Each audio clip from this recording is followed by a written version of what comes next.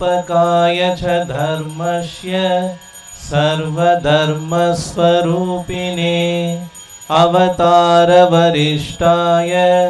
रामकृष्णाय ते नमः। जननीं शारदां देवीं रामकृष्णं जगद्गुरुं पादपद्मे तयो श्रुत्वा प्रणमामि मुहुर्मुहुः। नमः श्रीयतिराजाय विवेकानन्दसूरये सच्चित्सुखस्वरूपाय स्वामिने तापहारिणे। जय श्री गुरु महाराज की जय, श्री महामाई की जय, श्री स्वामी जी महाराज की जय।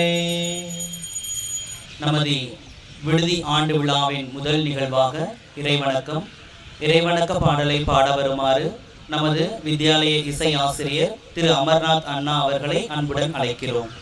மன்னகம் வாழ வந்த அண்ணல் விவேகானந்தர் பொன்னடி போற்றுவோம் நாம். என்னரும் தவ பயனாய் மண்ணுயிர் கழித்த வள்ளல் தின்னரும் ராஜயோகி பொன்னடி போற்றுவோம் நாம். மன்னகம் வாழ வந்த அண்ணல் விவேகானந்தர் பொன்னடி போற்றுவோம் நாம்.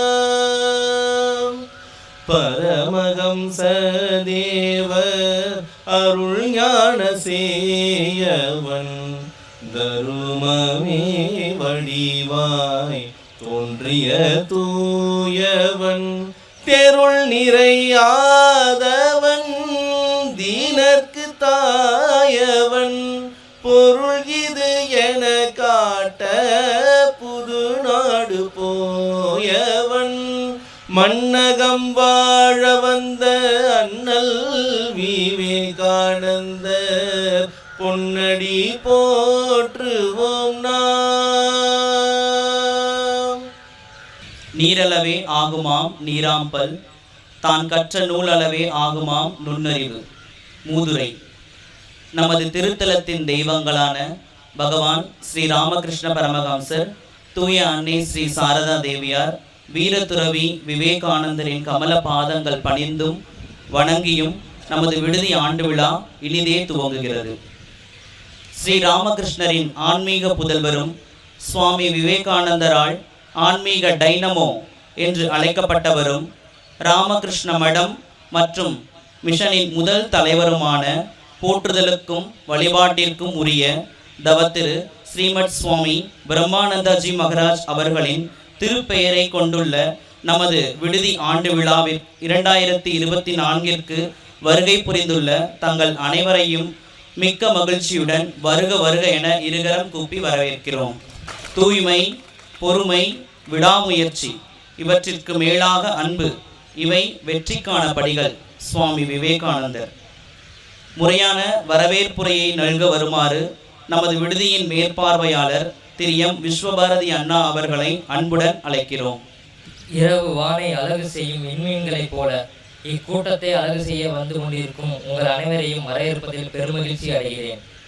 மொழி என்னும் கருவறையில் மூத்த பிள்ளையாய் பிறந்த தமிழ் மொழியே, மூத்த குடியாம் எம் முன்னோர்களின் வாய் திறந்து பேச வைத்த முதல் மொழியே, அறியாமை என்னும் இருளகற்றி அறிவு தீபத்தை ஏற்றி வைத்த கம்பன், வள்ளுவன், நவீன சிந்தனையாளர்களான மகாகவி பாரதியார், பாவேந்தர் பாரதிதாசன், திருவி கல்யாண சுந்தரனார் போன்ற பல சான்றோர்களை அறிமுகப்படுத்திய உன்னத மொழியே, மேன்மை பொருந்திய பல மேலைநாட்டு அறிஞர்களை வியக்க வைத்த சரித்திர மொழியான என் அன்னை தமிழுக்கும் நமது திருத்தலத்தின் தெய்வங்களான பகவான் ஸ்ரீராமகிருஷ்ணர், அன்னை சாரதா தேவி, சுவாமி விவேகானந்தர் ஆகியோருக்கும் என் முதல் வணக்கத்தை சமர்ப்பித்து வரவேற்புரையை துவங்குகிறேன். நமது விடுதியின் 2024-25 கல்வியாண்டிற்கான விடுதி ஆண்டு விழாவிற்கு வருகை புரிந்திருக்கும் நமது ராமகிருஷ்ண மிஷன் வித்யாலயத்தின் செயலர் போற்றுதலுக்கும் வழிபாட்டிற்கும் உரிய தவத்திரு சுவாமி கரிஷ்டானந்தர் மகாராஜ் அவர்களை நம் இருவரும் கூப்பி அனைவரின் சார்பாக வருக வருக என வரவேற்கிறேன்.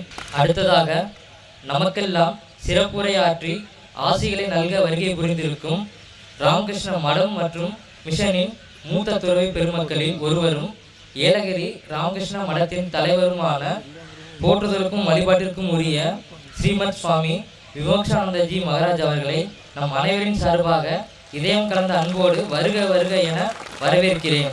அடுத்ததாக நமது ராமகிருஷ்ண மிஷன் வித்யாலயத்தின் உதவி செய்தல் செயலர் போற்றுதலுக்கும் வழிபாட்டிற்கும் உரிய தவத்திரு சுவாமி தத்பாசானந்தஜி மகாராஜ் அவர்களை நம் அனைவரின் சார்பாக இருகரம் கூப்பி வருக வருக என வரவேற்கிறேன்.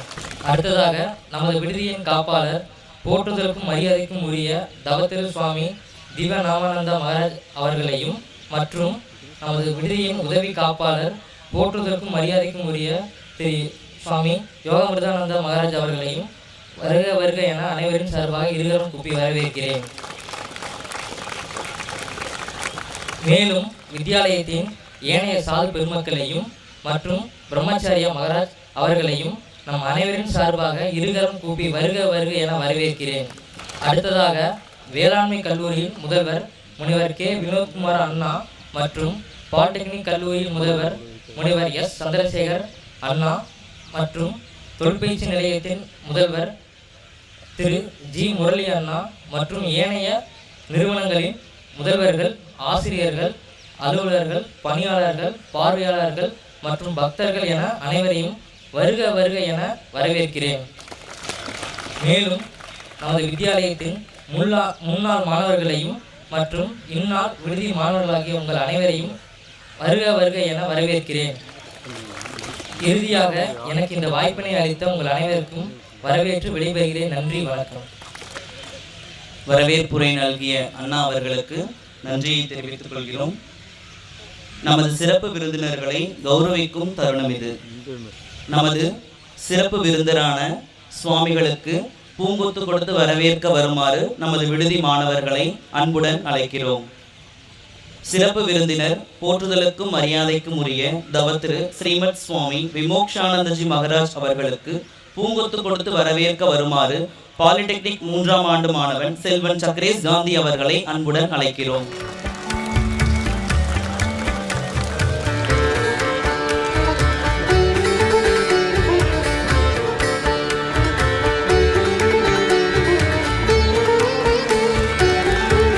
அடுத்ததாக நமது வித்யாலயத்தின் உதவி செயலர் போற்றுதலுக்கும் மரியாதைக்கும் உரிய தவத்திரு சுவாமி தத்பாசானந்தஜி மகாராஜ் அவர்களுக்கு பூங்கொத்து கொடுத்து வரவேற்க வருமாறு IART 2ஆம் ஆண்டு மாணவன் செல்வன் வேணுகோபால் அவர்களை அன்புடன் அழைக்கிறோம்.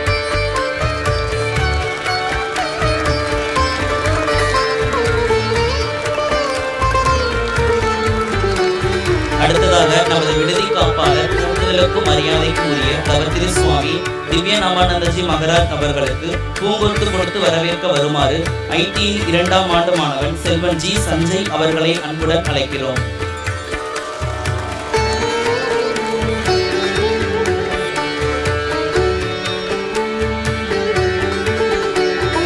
பூங்கொத்து பெற்றுக்கொண்ட சுவாமிஜிகளுக்கும் வழங்கிய மாணவர்களுக்கும் நன்றியை தெரிவித்துக் கொள்கிறோம். அடுத்ததாக விடுதியின் ஆண்டறிக்கையை வாசிக்க வருமாறு விடுதியின் மேற்பார்வையாளர் திரு பா விவேக் அண்ணா அவர்களை அன்புடன் அழைக்கிறோம். ராமகிருஷ்ண மிஷன் வித்யாலய சுவாமி பிரம்மானந்தர் விடுதி ஆண்டு விழா 2024-25.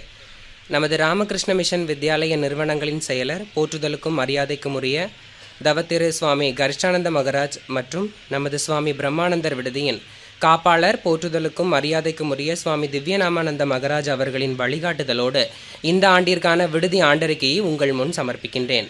வெறுமனே ஏதாவது ஒரு வேலையை செய்வது போதாது, எந்த வேலையானாலும் அதை சரியான முறையில் செய்ய வேண்டும் என்று கூறியவர் சுவாமி பிரம்மானந்தர். இவரது பெயர் கொண்ட நமது விடுதியில் நமது ராமகிருஷ்ண மிஷன் வித்யாலய பல் தொழில்நுட்பம், வேளாண்மை மற்றும் ஊரக மேம்பாட்டு நிறுவனம் மற்றும் தொழிற்பயிற்சி நிலையம் ஆகிய கல்லூரியில் உள்ள மாணவர்கள் இணைந்து தங்கி பயின்று வருகிறார்கள். இதில் பல் தொழில்நுட்ப கல்லூரியிலிருந்து முதலாம் ஆண்டில் 60 மாணவர்களும், 2ஆம் ஆண்டில் 46 மாணவர்களும், 3ஆம் ஆண்டில் 51 மாணவர்களும், மொத்தமாக 157 மாணவர்கள் தங்கி பயின்று வருகிறார்கள். வேளாண்மை மற்றும் ஊரக மேம்பாட்டு நிறுவனத்திலிருந்து முதலாம் ஆண்டில் 41 மாணவர்களும், 2ஆம் ஆண்டில் 34 மாணவர்களும், மொத்தமாக 75 மாணவர்கள் தங்கி பயின்று வருகிறார்கள். தொழிற்பயிற்சி நிலையத்திலிருந்து முதலாம் ஆண்டில் 34 மாணவர்களும், 2ஆம் ஆண்டில் 10 மாணவர்களும், மொத்தமாக 44 மாணவர்கள் தங்கி பயின்று வருகிறார்கள். மொத்த கணக்கீட்டின்படி மாணவர்களின் எண்ணிக்கையானது 276 ஆகும். விடுதி நிர்வாகம் ஆன்மீகத்தை அடிப்படையாக கொண்டு நன்னெறிகளுடன் திறன் மேம்பாட்டு கல்வியை இச்சமுதாயத்திற்கு அளித்து வரும் நமது நிறுவனத்தின் நிர்வாகம் ஸ்ரீ ராமகிருஷ்ணர், தூய அன்னை ஸ்ரீ சாரதா தேவியார் மற்றும் சுவாமி விவேகானந்தரின் தியாகமும் தொண்டுமே எனும் வழியில் நடத்தப்படுகிறது. பண்பற்ற மனிதனை பண்புள்ளவனாகவும் பண்புள்ளவனை தெய்வீக மனிதனாகவும் ஆக்கக்கூடிய சுவாமி விவேகானந்தர் கூறிய கல்வி முறையை அடிப்படையாக கொண்டு தெய்வசக்தி, தேசபக்தி, சுய கட்டுப்பாடு மற்றும் சுயநலமின்மை போன்றவற்றை பொதுக்கல்வியோடு சேர்த்து மாணவர்களுக்கு வழங்கி வரும் நமது விடுதியில் நடைபெற்ற நிகழ்வுகள். டிசம்பர் மாதம் நடைபெற்ற நிகழ்வு கடந்த ஆண்டு 29ஆம் தேதி நமது வித்யாலய செயலர் சுவாமிஜி கரிஷ்டானந்த மகராஜ் அவர்களின் ஆசியுரையுடன் விடுதி ஆண்டு விழாவானது சிறப்பாக கொண்டாடப்பட்டது. ஜனவரி மாதம் நடைபெற்ற நிகழ்வுகள் கல்பதர் தினத்தை முன்னிட்டு நமது வித்யாலய துறவி பெருமக்களில் ஒருவரான சுவாமி புத்திதானந்த மகராஜ் அவர்களால் நமது மாணவர்களுக்கு சொற்பொழிவானது நிகழ்த்தப்பட்டது. சாரதா தேவியின் தினத்தை முன்னிட்டு மாணவர்களுக்கு முனைவர் ஸ்ரீ தத்தாத்திரேயன் அண்ணா அவர்களால் சிறப்புரை ஆற்றப்பட்டது. பிப்ரவரி மாதம் நடைபெற்ற நிகழ்வுகள் சுவாமி விவேகானந்தரின் 162வது ஜெயந்தியை முன்னிட்டு டாக்டர் எஸ் கோபி அண்ணா அவர்களால் சொற்பொழிவானது நடைபெற்றது. இதில் விடுதி மாணவர்கள் அனைவரும் பங்கு பெற்று சிறப்படைந்தனர். மார்ச் மாதம் நடைபெற்ற நிகழ்வுகள் மகா சிவராத்திரி தினத்தன்று மாலை 6:30 மணி முதல் காலை 5 மணி வரை பஜனையானது விடுதி பிரார்த்தனை கூடத்தில் மாணவர்களால் நிகழ்த்தப்பட்டது. அதிகாலை 1 மணி அளவில் பெரியநாயக்கன் பாளையத்தில் உள்ள சொக்கலிங்கேஸ்வரர் கோவிலுக்கு சென்று வழிபாடு செய்யப்பட்டது. மேலும் மாலை 5 மணிக்கு நமது வித்யாலய திருக்கோவிலுக்கு சென்று ஆரத்தியில் கலந்து கொள்ளப்பட்டது. அன்றைய மாதமே பகவான் ஸ்ரீ ராமகிருஷ்ணரின் ஜெயந்தியானது சிறப்பாக கொண்டாடப்பட்டது. ஏப்ரல் மாதம் நடைபெற்ற நிகழ்வுகள் தமிழ் புத்தாண்டான சித்திரை திருநாள் அன்று சுவாமி புத்திதானந்த மகராஜ் அவர்களால் சிறப்புரை ஆற்றப்பட்டது. மே மாதம் நடைபெற்ற நிகழ்வுகள் நமது வித்யாலயத்திற்கு சிறப்பு விருந்தினராக வந்து சிறப்பித்த சுவாமி சத்ய யுக்தானந்த மகராஜ் அவர்களின் சிறப்புரையில் மாணவர்கள் அனைவரும் பங்கு பெற்று பயனடைந்தனர். புத்த பூர்ணிமாவையொட்டி வித்யாலய இசை ஆசிரியர் திரு அமர்நாத் அண்ணா அவர்களால் கருத்தரங்கமானது நிகழ்த்தப்பட்டது. நமது பல் தொழில்நுட்ப கல்லூரியின் 2ஆம் ஆண்டு மற்றும் நேரடி 2ஆம் ஆண்டில் இணைந்த விடுதி மாணவர்களின் பெற்றோர்களுக்கு பாத பூஜை மற்றும் வரவேற்பு விழாவானது பல் தொழில்நுட்ப கல்லூரியின் தாளாளர் சுவாமி தத்பாசனந்த மகராஜ் அவர்களின் ஆசியுரையுடன் நடைபெற்றது. ஜூன் மாதம் நடைபெற்ற நிகழ்வுகள் நமது பல் தொழில்நுட்ப கல்லூரியின் 1ஆம் ஆண்டு புதுமுக விடுதி மாணவர்களின் பெற்றோர்களுக்கு வரவேற்பு விழா மற்றும் பாத பூஜையானது நடைபெற்றது. இதில் ஆசியுரை பல் தொழில்நுட்ப கல்லூரியின் தாளாளர் சுவாமி தத்பாசனந்த மகராஜ் அவர்களும், சிறப்பு விருந்தினராக பல் தொழில்நுட்ப கல்லூரியின் தேர்வு கட்டுப்பாட்டுத்துறை அதிகாரி ஸ்ரீ ஈஸ்வரன் அண்ணா அவர்களும் பங்கு பெற்றனர். ஜூலை மாதம் நடைபெற்ற நிகழ்வுகள் ஐடிஐ இறுதியாண்டு விடுதி மாணவர்களுக்கு ஆன்மீக சுற்றுலா நமது விடுதி காப்பாளர் மகராஜ் தலைமையில் நடைபெற்றது. ஆன்மீக சுற்றுலா சென்ற இடங்கள் பண்ணாரி அம்மன் கோவில், பத்ரகாளி அம்மன் கோவில், பவானிசாகர் அணை, குருந்தமலை முருகன் கோவில், தென் திருப்பதி. நமது யோகானந்தர் விடுதியின் காப்பாளர் சுவாமி பக்தி விரதானந்தரின் சொற்பொழிவானது குரு பூர்ணிமாவை முன்னிட்டு சிறப்புற நடைபெற்றது. மேலும் வித்யாலய அனைத்து சுவாமிஜிகளின் ஜெயந்தி விழாவிற்கு முனைவர் எஸ் கோபி அண்ணா அவர்களால் சொற்பொழிவானது நமது விடுதியில் செவ்வனே நிகழ்த்தப்பட்டுள்ளது. ஆகஸ்ட் மாதம் நடைபெற்ற நிகழ்வுகள் நமது விடுதியின் சமையலறையின் ஒரு பகுதியானது புதுப்பிக்கப்பட்டு நமது செயலர் சுவாமிஜி அவர்களால் திறந்து வைக்கப்பட்டது. இதில் ஏனைய துறவி பெருமக்கள், ஆசிரிய அண்ணாக்கள், பணியாளர்கள் ஆகியோர் பங்கு பெற்று சிறப்பித்தனர். ஐடிஐ 2024ஆம் ஆண்டிற்கான வரவேற்பு விழா மற்றும் பாத பூஜையானது சுவாமி நம்ரதானந்தர் மகராஜ் தலைமையில் நடைபெற்றது. கிருஷ்ண ஜெயந்தியை முன்னிட்டு சுவாமி புத்திதானந்த மகராஜ் அவர்களின் சொற்பொழிவானதும் சிறப்புற நடைபெற்றது. அதே மாதத்தில் மாருதி உடற்கல்வியியல் கல்லூரியின் முனைவர் ஸ்ரீ தங்கமணி அண்ணா அவர்களின் தலைமையில் யோகா ஓர் அறிமுகம் என்ற தலைப்பில் கருத்தரங்கமானது நடைபெற்றது. இதன் பொருட்டு யோகா உலக சாதனைக்கான பயிற்சி வகுப்புகளும் ஆரம்பிக்கப்பட்டது. செப்டம்பர் மாத நிகழ்வுகள் விநாயகர் சதுர்த்தியை முன்னிட்டு நமது வித்யாலய விநாயகர் கோவிலுக்கு சென்று சிறப்பு வழிபாடு செய்யப்பட்டது. அதே மாதம் உலக சகோதரத்துவ தினத்தை முன்னிட்டு நமது மாருதி உடற்கல்வியியல் கல்லூரியில் நடைபெற்ற யோகா உலக சாதனையில் நமது விடுதி மாணவர்கள் 230 பேர் பங்கு பெற்று பாராட்டு சான்றிதழ் வழங்கப்பட்டது. மேலும் அத்தினத்தில் மாணவர்களுக்கான கருத்தரங்கு போட்டிகள் நடத்தி பரிசுகள் வழங்கப்பட்டது. இதில் சிறப்பு விருந்தினராக நடுவராகவும் சுவாமி நாராயணானந்த மகராஜ் அவர்களும், ஏனைய நடுவர்களாக பல் தொழில்நுட்ப கல்லூரியின் தேர்வு கட்டுப்பாட்டுத்துறை அதிகாரி ஸ்ரீ ஈஸ்வரன் அண்ணா அவர்களும், விரிவுரையாளர் கணிதவியல் துறை ஸ்ரீ ராமசாமி அண்ணா அவர்களும், உடற்கல்வி இயக்குனர் ஸ்ரீ கணேசன் அண்ணா அவர்களும் பங்கு பெற்றனர். அக்டோபர் மாத நிகழ்வுகள் சுவாமி அகண்டானந்தர் ஜெயந்தியை முன்னிட்டு விடுதியின் முன்னாள் மேற்பார்வையாளரான ஸ்ரீ மகாலிங்கம் அண்ணா அவர்களால் சிறப்புரை நடைபெற்றது. நமது விடுதியில் 2024 விளையாட்டு விழாவானது நடைபெற்றது. இதில் சிறப்பு விருந்தினர்களாக பராமரிப்புத்துறை பொறுப்பாளர் சுவாமி காருணிகானந்த மகராஜ் அவர்களும், துறவி பெருமக்களில் ஒருவரான சுவாமி பாவ பிரியானந்த மகராஜ் அவர்களும், ஹரிநாத்தானந்த மகராஜ் அவர்களும் வந்து சிறப்பித்தனர். 2024 ஆண்டிற்கான வேளாண்மை மற்றும் ஊரக மேம்பாட்டு நிறுவனத்தின் 1ஆம் ஆண்டு மாணவர்களின் பெற்றோர்களுக்கு வரவேற்பு விழா மற்றும் பாத பூஜையானது சுவாமி யோக மிருத்தானந்த மகராஜ் அவர்களின் தலைமையில் நடைபெற்றது. இதில் வேளாண் கல்லூரியின் செயலர் சுவாமி தத்பாஷானந்த மகராஜ் அவர்களும், முதல்வர் ஸ்ரீ வினோத் அண்ணா அவர்களும், ஏனைய ஆசிரியர் பெருமக்களும் கலந்து கொண்டு சிறப்பித்தனர். டிசம்பர் மாதம் நடைபெற்ற நிகழ்வு 8-12 தேதி அன்று யோகானந்தர் விடுதியில் விடுதி மேற்பார்வையாளர்களின் விழிப்புணர்வு முகாமானது நடைபெற்றது. இதில் நமது விடுதி மேற்பார்வையாளர் அண்ணாக்கள் பங்கு பெற்றனர். இத்துடன் 2024 ஆண்டிற்கான விடுதி ஆண்டறிக்கை நிறைவு பெற்றது. நன்றி. ஆண்டறிக்கையை வாசித்த அண்ணா அவர்களுக்கு நன்றியை தெரிவித்துக் கொள்கிறோம். அடுத்ததாக நமக்கெல்லாம் ஆசியுரை வழங்கி சிறப்புரையாற்ற வருமாறு நமது சிறப்பு விருந்தினர் ராமகிருஷ்ண மடம் மற்றும் மிஷனின் மூத்த துறவிகளில் ஒருவரும் ராமகிருஷ்ண மடம் ஏலகிரியின் தலைவருமான போற்றுதலுக்கும் வழிபாட்டிற்கும் உரிய தவத்திரு ஸ்ரீமத் சுவாமி விமோக்ஷானந்தஜி மகராஜ் அவர்களை இருகரம் கூப்பி பணிவுடன் அழைக்கிறோம்.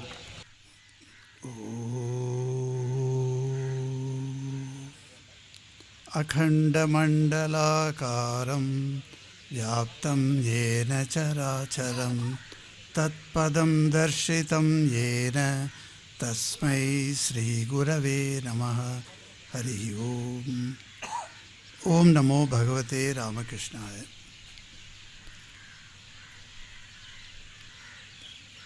எனது அன்பிற்குரிய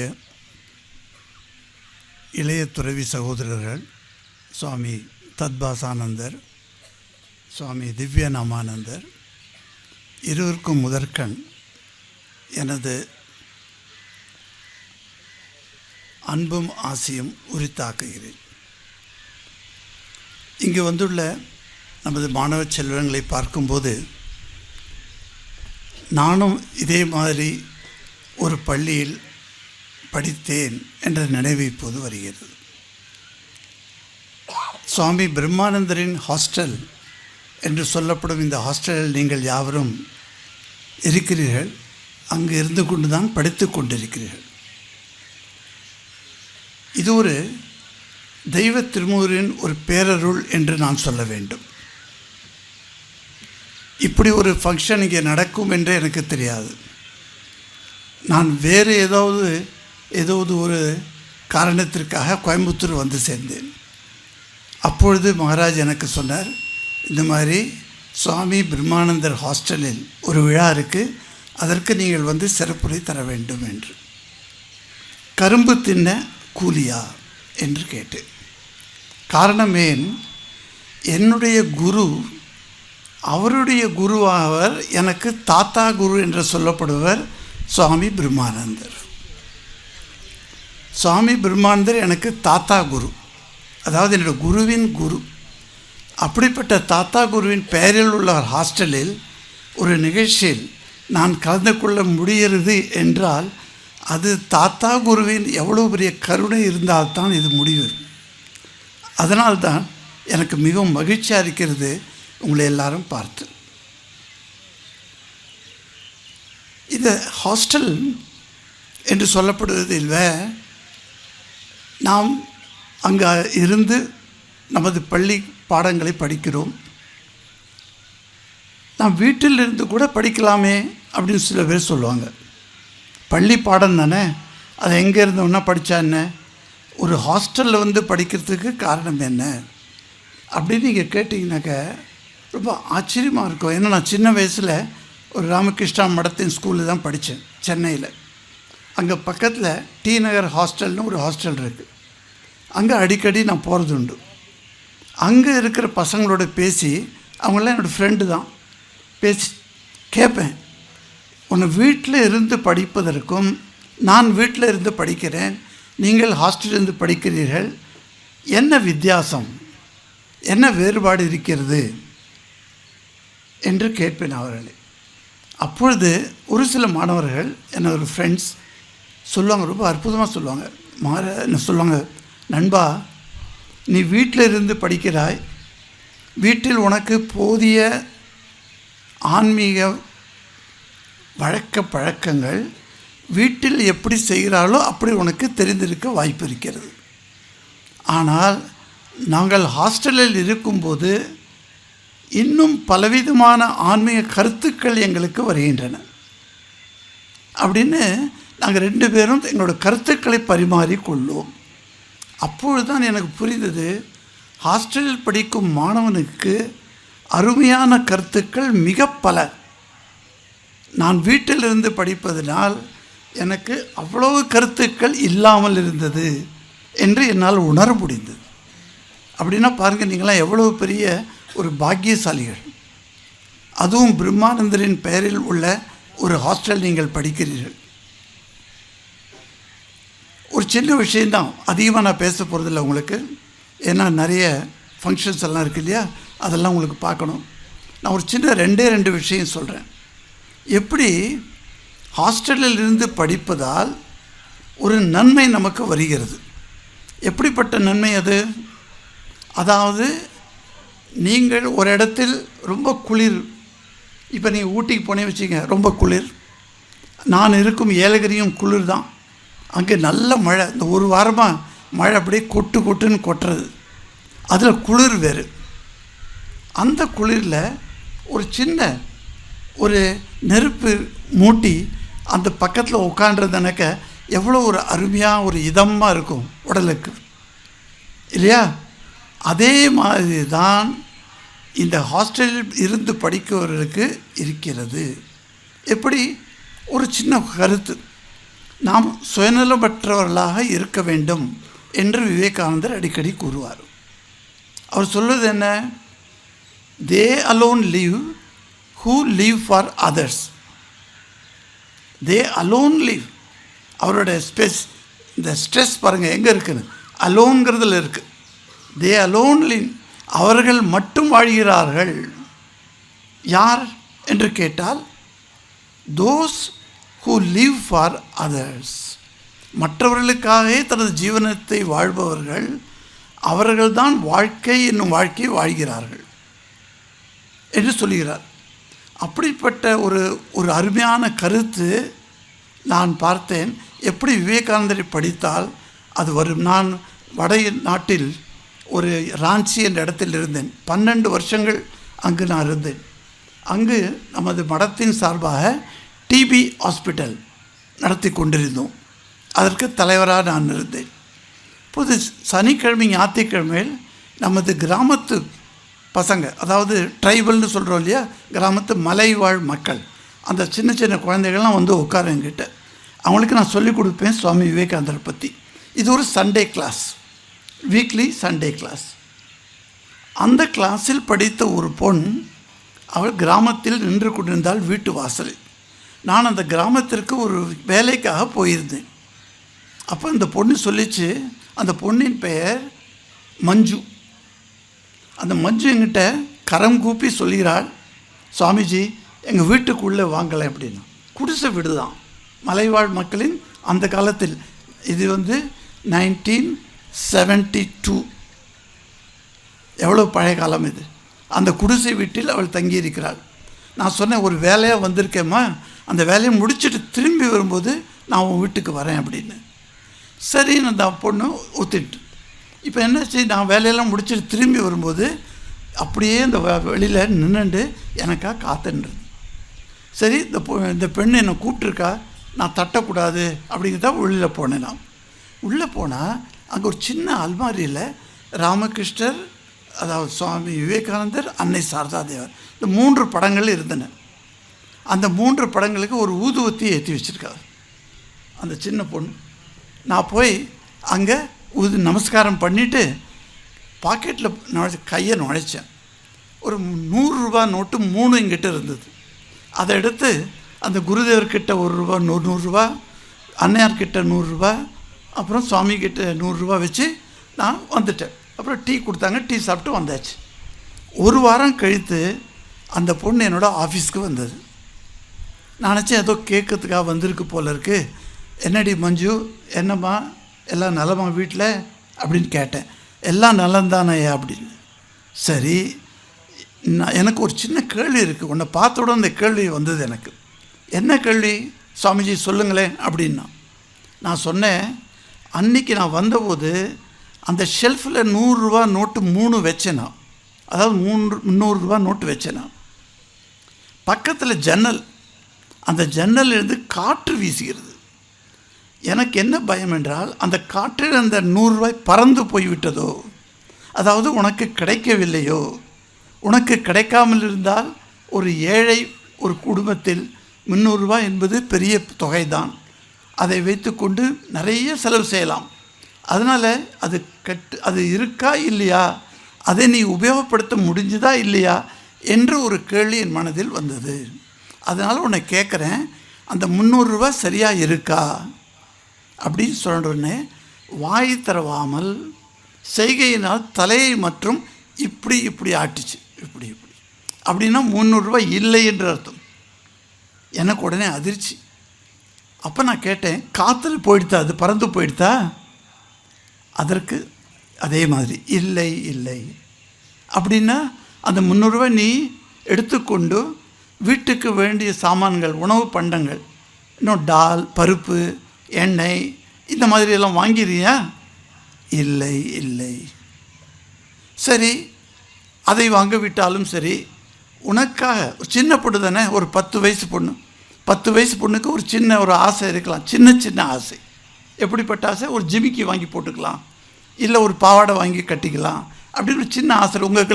உங்களுக்கெல்லாம் தங்கை அக்காக்கள் இருப்பாங்க வீட்டில், அந்த தங்கைக்கெல்லாம் அந்த மாதிரி தான் ஆசை வரும். அப்போ நான் கேட்டேன், அந்த மாதிரி ஏதாவது வாங்கினியா நீ?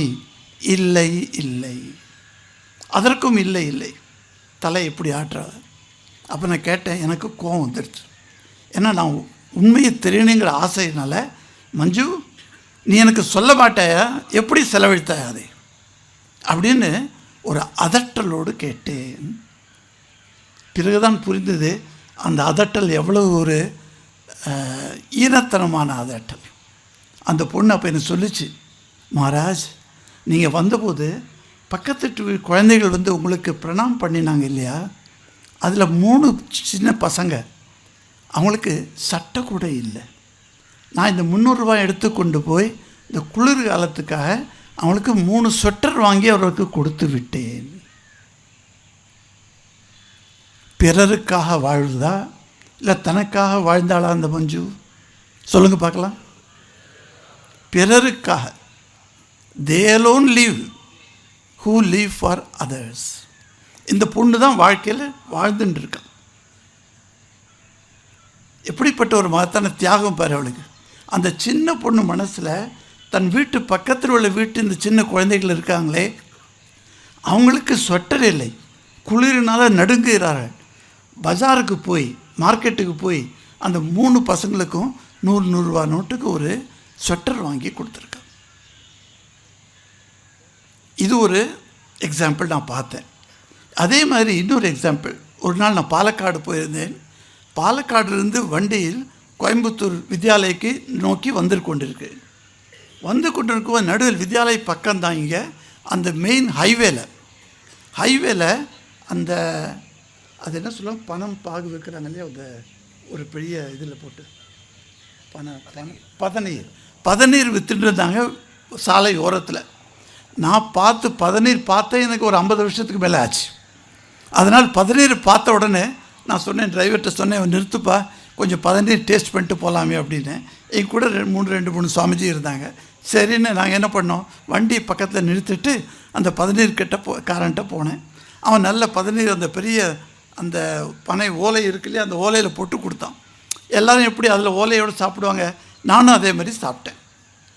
அப்படி சாப்பிட்டுன்னு இருக்கும்போது 2 பசங்க பைக்கில் வராங்க. பெரிய பைக், அது சின்ன பைக்கில் பெரிய பைக். அதில் 2 பேர் உட்காந்துறாங்க, நல்ல திடமான சரீரம். அவங்க வந்து நின்னாங்க. நான் நினச்சேன் அவங்களும் ஒரு வாடிக்கையாளர் போல் இருக்குது, பதநீர் சாப்பிட்றதுக்காக வந்திருக்கான் அப்படின்னு நான் பாட்டு அவங்க கவனிக்கல அவங்கள. அவங்க என்கிட்ட வந்து என் காலை தொட்டு கூப்பிட்டான். அப்போ அந்த 2 பசங்களையும் ஏறாமல் பார்த்தேன் நான். நல்லா இருக்கே, எங்கேயோ படித்து முடிச்சுட்டு எங்கேயோ வேலை செய்கிற மாதிரி இருக்குது அவங்களுக்கு. பார்த்த உடனே, நீங்கள் யாருப்பா, முன்ன தெரியாது, நீங்கள் வந்து என்னை பிரணாம் செய்கிறீங்களே அப்படின்னு. மகாராஜ், உங்களுக்கு எங்களுக்கு தெரியாது, நாங்கள் இந்த வித்யாலயத்தில் படித்த மாணவர்கள், வெறும் ஸ்கூலில் காலேஜில் படித்த மாணவர்கள் இல்லை, அங்கு 10 வருஷம் ஹாஸ்டலில் இருந்து படித்த மாணவர்கள். அதனால் உங்களை பார்த்தவுடன் உங்களிடம் ஒரு சின்ன ஒரு ஹெல்ப் கேட்கலான்னு வந்தேன் அப்படின்னு. நான் கேட்டேன், என்ன ஹெல்ப் வேணும் சொல்லு. நீ நம்ம மாணவன் சொல்கிற, நிச்சயம் உனக்காக செய்யாமல் இருப்பேன், நிச்சயம் செய்வேன் சொல்லு அப்படின்னு. எங்கள் கூட ஒரு 5 நிமிஷம் கொஞ்சம் 2 கிலோமீட்டர் தூரத்தில் நீங்கள் வரணும் அப்படின்னு. சரி போகலாம், டைவர்ட்டர் சொன்னேன். அப்பா நாங்கள் போயிட்டோங்க.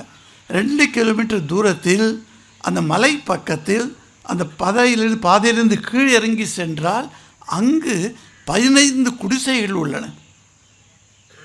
15 குடிசைகள், 15 ஃபேமிலிஸ் இருக்கின்றன. ஒவ்வொரு ஃபேமிலிஸ்க்கும் அங்கே அடுக்கி வச்சுருக்காங்க இவங்க அந்த by.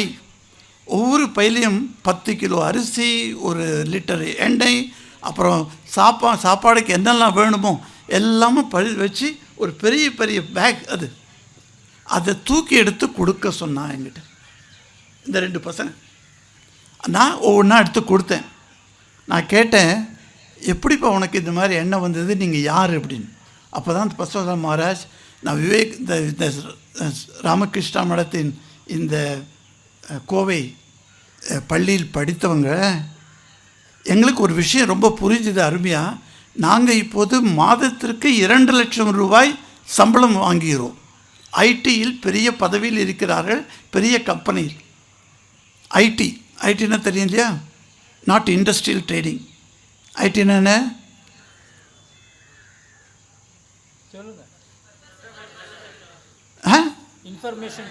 Information technology. Correct. Information technology படித்து அவர்கள் பெரிய கம்பெனியில் வேலை செய்து கொண்டு 2 லட்சம் ரூபாய் வாங்குகிறார்கள். அவர்கள் சொன்னது என்னென்னா, நாங்கள் சுவாமிஜி படித்த பிறகு எங்கள் வாழ்க்கை வீணாக போகக்கூடாது என்று தீர்மானம் செய்து மாதந்தோறும் 5% எங்கள் இன்கம்த்திலிருந்து எடுத்து இந்த மாதிரி ஏழைகளுக்காக நாங்கள் டிஸ்ட்ரிபியூஷன் செய்கிறோம் மகாராஜ் அப்படின்னா. புரிஞ்சுதா? புரியல? புரிஞ்சிருந்தா நீங்கள் உடனே கைத்தட்டிருப்பீங்க. நம்ம ஸ்கூல் பசங்க பாரு. அப்படின்னா என்ன அர்த்தம்? ஹாஸ்டலில் தங்கினால் ஹாஸ்டலில் கூறப்படும் ஐடியாஸ்கள், அது வந்து இந்த இங்க் பேட், நாங்கள்லாம் சின்ன வயசில் படிக்கும்போது இங்க் வச்சுருப்போம், இங்க் பேனால் எழுதுவோம். இங்க் பேனால் எழுதும்போது சில சமயம் இந்த இங்க் பிசுறு வெளியில் வந்துடும் பேப்பரில். அதுக்காக பிளாட்டிங் பேப்பர்னு பக்கத்தில் வச்சுருப்போம். அந்த பிளாட்டிங் பேப்பர் எடுத்து தொட்டு தொட்டு அதை அந்த இங்க் எடுத்துருவோம். அதே மாதிரி தான் உங்கள் மனமும். ஹாஸ்டலில் இருக்கும்போது உங்கள் மனம் எப்படி இருக்க வேண்டும்? அந்த பிளாட்டிங் பேப்பர் போட்டு இருக்க வேண்டும். கூறப்படும் அருமையான கருத்துக்களை உள்வாங்கிக் கொள்ள வேண்டும். அதுதான் உங்கள் வாழ்க்கையில் உங்களுக்கு சுலபமாக, உங்களுக்கு உதவிகரமாக அது தன்னை நீட்டும். அதைத்தான் உங்களுக்கு ஒரு சிறப்பு செய்தியாக சொல்ல வேண்டும் என்று மனதில் பட்டது. எனக்கு சுவாமி திவ்யநாமானந்திஜிக்கு மிகவும், அவர் மூலமாக சுவாமி கரிஷ்டானந்த மகாராஜுக்கும் எனது அன்போடு கூடிய ஆசிகள். ஏனென்றால் இங்கு வந்து உங்களை பார்த்ததில் எல்லாவற்றையும் எனக்கு மிக்க மகிழ்ச்சி. மீண்டும் உங்களிடமிருந்து விடைபெறுகிறேன். ஜெயராமகிருஷ்ணன். ஓம் சாந்தி சாந்தி சாந்தி. ஹரி ஓம் தத்சத். ஸ்ரீராமகிருஷ்ணார்ப்பணம். விடுதியில் பயிலும் மாணவர்கள் மட்டுமே பல விழுமியங்களை கற்றுக்கொள்ள முடியும் என்பதையும், நாம் சுயநலமற்றவர்களாக இருக்க வேண்டும் என்பதையும், பிறருக்காக நாம் வாழ வேண்டும் என்பதை ராஞ்சியில் நடந்த நிகழ்வை கூறியும், விடுதியில் தங்கி படித்தால் கீழ்ப்படியும் குணமும் மற்றவருக்கு உதவும் குணமும் வரும் என்பதையும், மேலும் பல உண்மை நிகழ்வுகளை சொற்பொழிவு வாயிலாக வழங்கிய மகராஜ் அவர்களுக்கு நன்றி மலர்களை காணிக்கையாக்கிக் கொள்கிறோம். நமது விடுதியில் பணிபுரியும் பணியாளர்களை கௌரவிக்கும் தருணம் இது.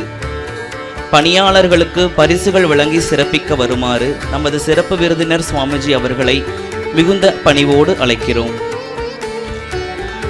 திரு கோவிந்தராஜன் அண்ணா, திரு பிரகாஷ் அண்ணா, திரு நாகராஜன் அண்ணா, திரு சிவகணேசன் அண்ணா, திரு பாலமுருகன் அண்ணா, திரு வினோத் அண்ணா, திரு துரைசாமி அண்ணா, திரு முருகன் அண்ணா, திரு குப்புசாமி அண்ணா.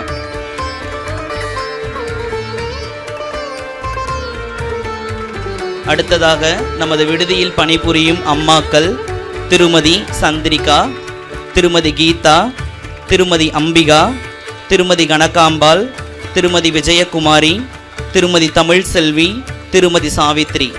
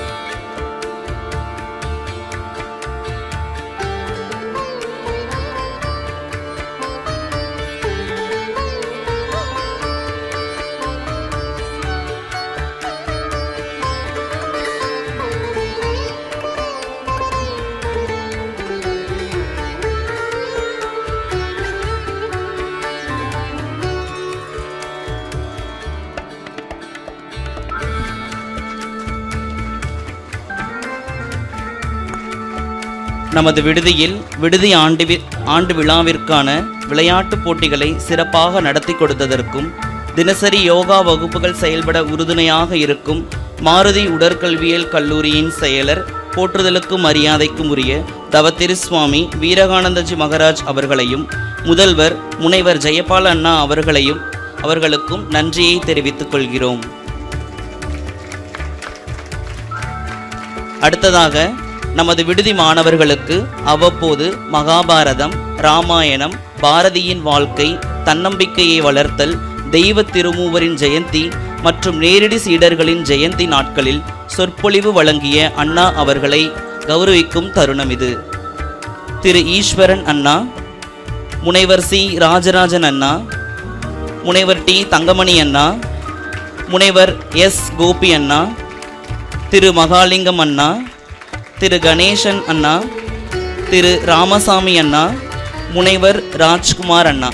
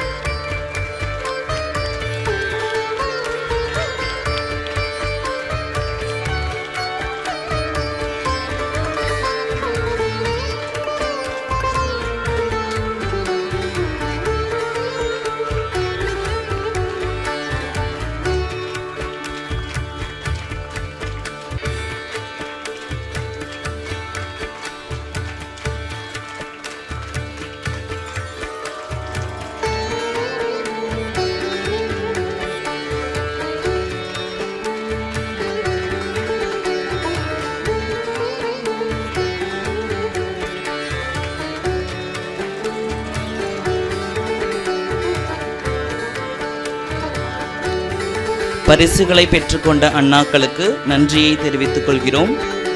நமது விடுதியில் சிறந்த மாணவர்களுக்கான பரிசுகள் வழங்குதல். வேளாண்மை மற்றும் ஊரக மேம்பாட்டு நிறுவனம் சிறந்த மாணவனுக்கான விருது செல்வன் ஏ வேணுகோபால் 2ஆம் ஆண்டு.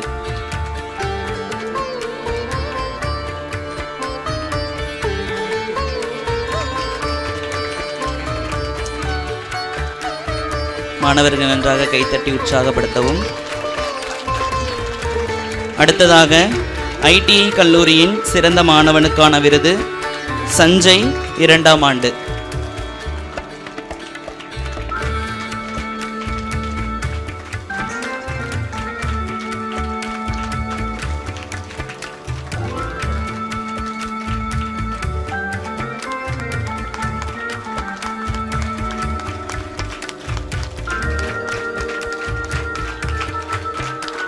அடுத்ததாக பாலிடெக்னிக் கல்லூரியின் சிறந்த மாணவனுக்கான விருதினை பெறும் மாணவர் செல்வன் எஸ் சக்ரேஸ் காந்தி 3ஆம் ஆண்டு.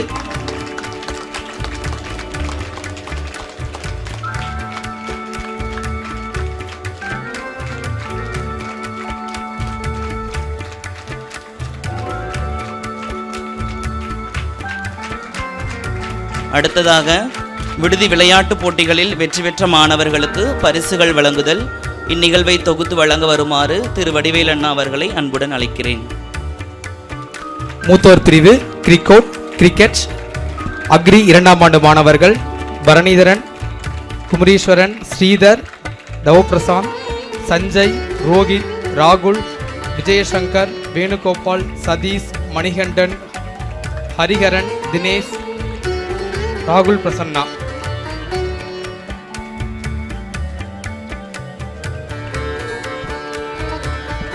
மாணவர்கள் அனைவரும் கைதட்டுமாறு கேட்டுக்கொள்ளப்படுகிறார்கள். வெற்றி பெற்ற மாணவர்களுக்காக பரிசுகள் வழங்கப்பட்டுக் கொண்டுள்ளன.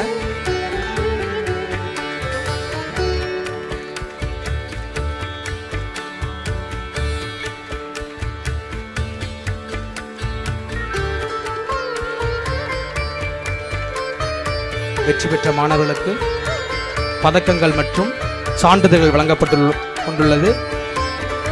மாணவர்கள் கைதட்டவும், கைதட்டி உற்சாகப்படுத்துமாறு கேட்டுக்கொள்கிறோம்.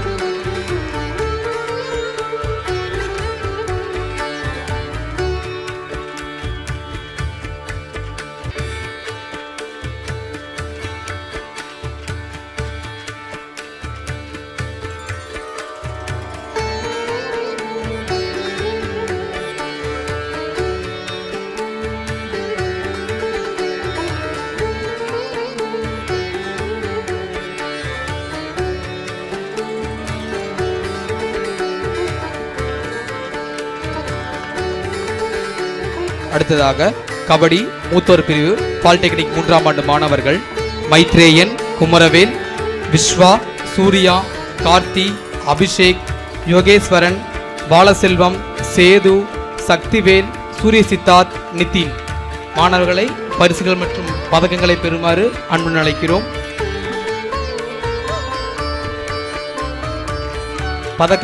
பதக்கங்களை வழங்க வருமாறு நமது பாலிடெக்னிக் கல்லூரியின் தாளார் சாம்ஜி அன்புடன் அழைக்கிறோம். மாணவர்கள் கைதட்டி உற்சாகப்படுத்தவும்.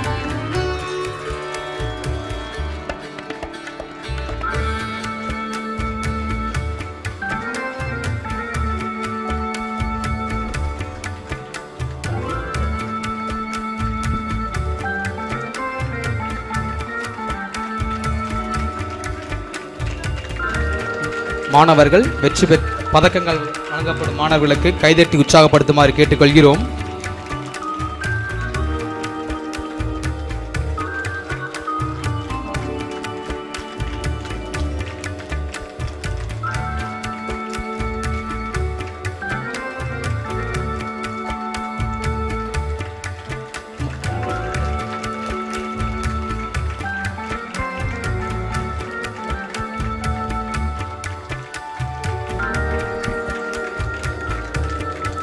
அடுத்த போட்டியாக volleyball winner senior level polytechnic 2ஆம் ஆண்டு மாணவர்கள் விஷ்ணு, மேகநாதன், கோபிநாதன், சுந்தர்ராஜ், விஷால், ஸ்ரீவிகாஸ் மாணவர்களை மேடைக்கு அன்புடன் அழைக்கிறோம்.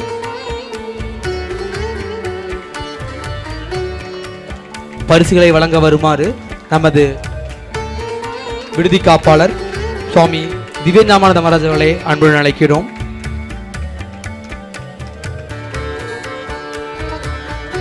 மாணவர்கள் கைதட்டி உற்சாகப்படுத்துவோம்.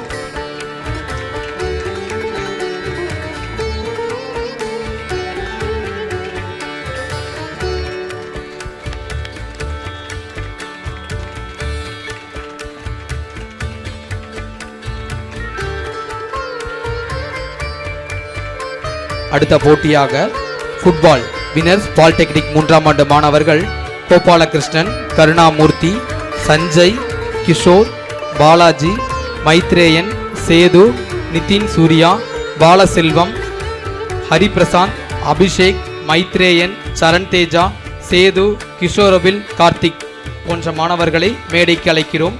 மாணவர்கள் விரைவாக மேடைக்கு வரவும். மாணவர்கள் கைதட்டி உற்சாகப்படுத்துமாறு கேட்டுக்கொள்கிறோம். பரிசுகளை வழங்க வருமாறு நமது பாலிடெக்னிக் கல்லூரியின் முதல்வர் அண்ணா அவர்களை அன்புடன் அழைக்கிறோம்.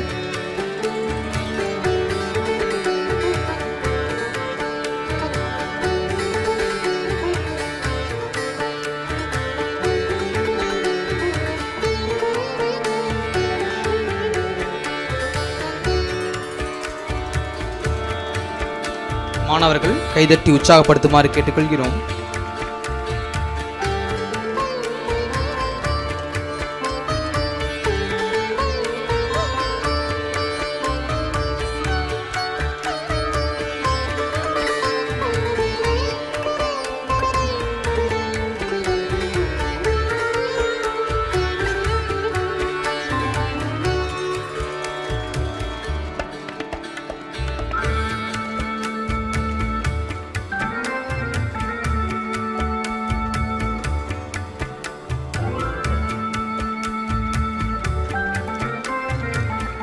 வெற்றி பெற்ற மாணவர்களுக்கு வாழ்த்துக்களை தெரிவித்துக் கொள்கிறோம். இளையோர் பிரிவில் கிரிக்கெட் போட்டியில் வெற்றி பெற்ற மாணவர்கள் ITI மாணவர்கள் மாரிசெல்வம், ஹரிபாலாஜி, கமலேஷ், ரித்தீஷ்குமார், சுமன், தினேஷ்குமார், ஹரிஷ், மதன்குமார், குமரேசன், ஹர்னிராஜ், ஹரிகிருஷ்ணா, தினேஷ், சந்தோஷ், கோவிந்தசாமி, செல்வகுமார், ஜெயகணேஷ் போன்ற மாணவர்களை மேடைக்கு அழைக்கிறோம். அவர்களுக்கு பரிசு வழங்க வருமாறு நமது பாலிடெக்னிக் கல்லூரி விடுதியின் அக்ரி கல்லூரியின் முதல்வர் அண்ணா மற்றும் ITI கல்லூரியின் முதல்வர் அண்ணா அவர்களை அன்புடன் அழைக்கிறோம்.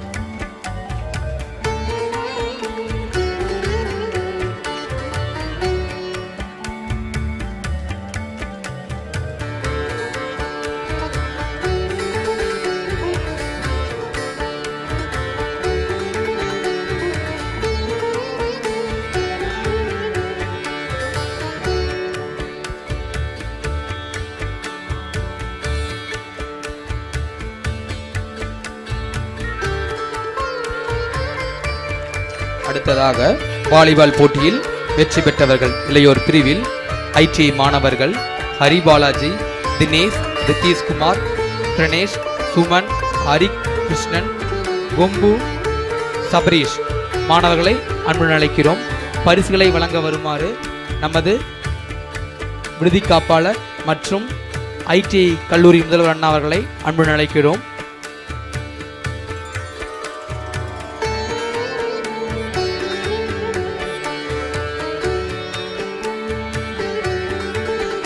மாணவர்கள் கைதட்டி உற்சாகப்படுத்துமாறு கேட்டுக்கொள்கிறோம்.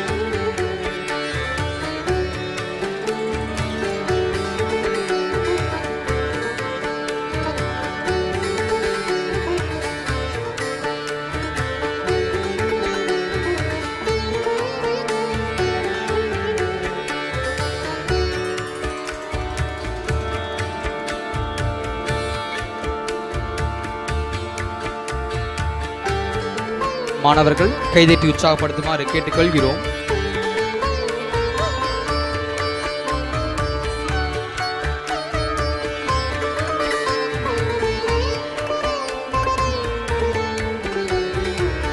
அடுத்த போட்டியாக கபடி வெற்றி பெற்ற மாணவர்கள் ITI மாணவர்கள் பரிசு வழங்க வருமாறு நமது பாலிடெக்னிக் கல்லூரி முதல்வர் அண்ணா அவர்களை அன்புடன் அழைக்கிறோம்.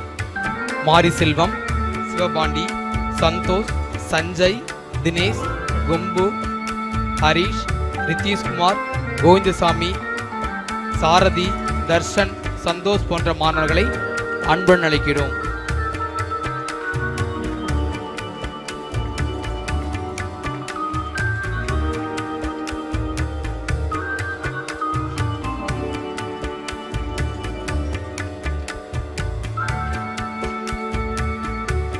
மாணவர்கள் கைதட்டி உற்சாகப்படுத்துமாறு கேட்டுக்கொள்ளப்படுகிறார்கள்.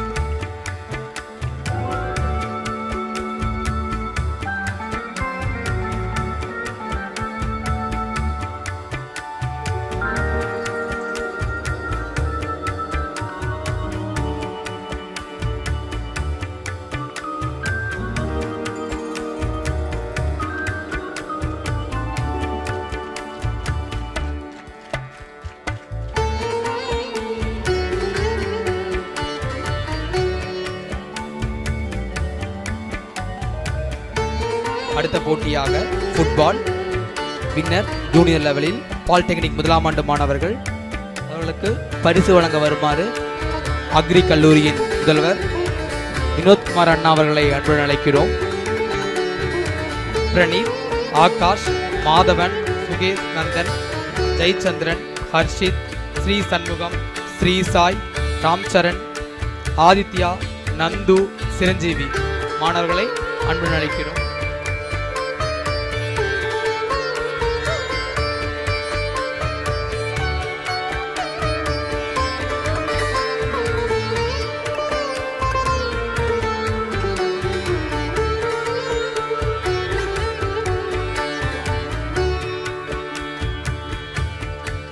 மாணவர்கள் பரிசு பெறும் மாணவர்களுக்கு கைதட்டி உற்சாகப்படுத்துமாறு கேட்டுக்கொள்கிறோம்.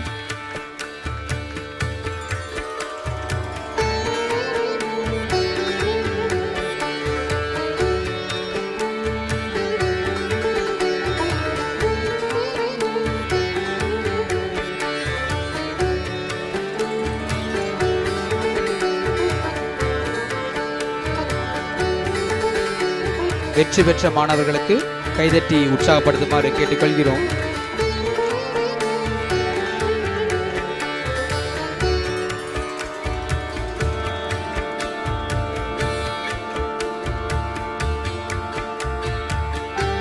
ஆண்டு விழா போட்டியில் பங்கு கொண்ட மற்றும் வெற்றி பெற்ற மாணவர்களுக்கு வாழ்த்துக்களை தெரிவித்துக் கொள்கிறோம்.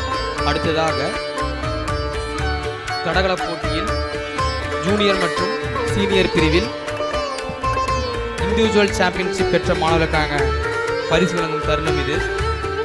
மூத்தோர் பிரிவில் கணபதி 2ஆம் ஆண்டு டிஐடி துறை மாணவர் இண்டிவிஜுவல் ஓவரால் சாம்பியன்ஷிப் பெற்றுள்ளார். அவர்களை மேடைக்கு அழைக்கிறோம். அவர்களுக்கு பரிசு வழங்க வருமாறு நமது சிறப்பு விருந்தினர் சாமிஜி அவர்களை அன்புடன் அழைக்கிறோம்.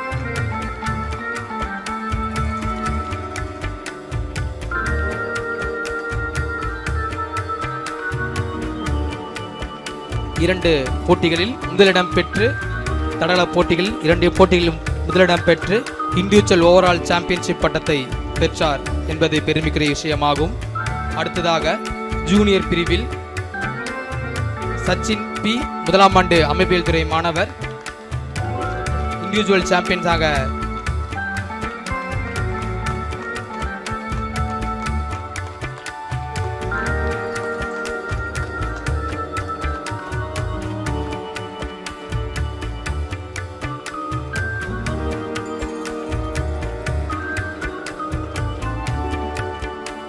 அடுத்ததாக அனைவரும் எதிர்பார்த்து கொண்டிருக்கும் ஓவரால் சாம்பியன்ஷிப்.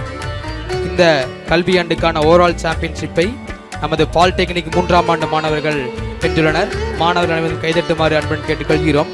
துறை வாரியாக 2 மாணவர்கள் வந்து சிறப்பு பரிசுகளை பெற்றுச் செல்லுமாறு கேட்டுக்கொள்கிறோம். Overall championship of the year 3rd year polytechnic மாணவர்கள் கைதட்டி உற்சாகப்படுத்தவும்.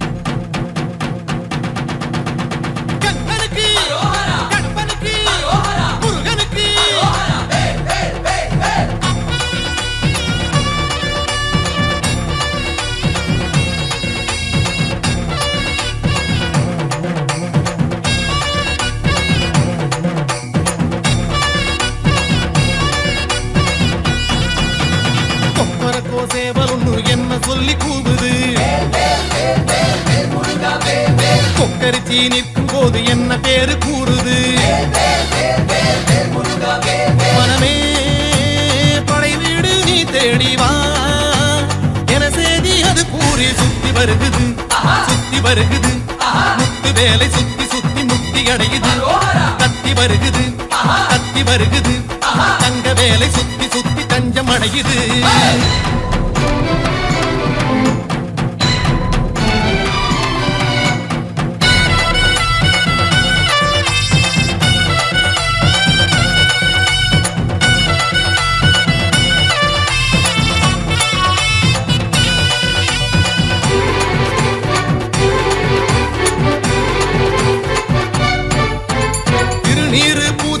தெய்வானை மன்னவனை திருப்பரங்குன்றத்திலே காண்போம் ஐயா. கந்தனுக்கு வேல் வேல், கடம்பனுக்கு வேல் வேல், முருகனுக்கு வேல் வேல், குமரனுக்கு வேல் வேல். அலைப்பாயும் கடலோரம் சம்ஹார வடிவேலை செந்தூரில் நாம் காண செல்வோம் ஐயா. பழனி மலையில் பழமாகி நின்றார் அழகன் முருகன் அறிவோம் ஐயா. சுவாமி மலை, தணிகை மலை, பழமுதிரும் சோலை மலை, புலவுகின்ற மயிலழகை காண்போம் ஐயா.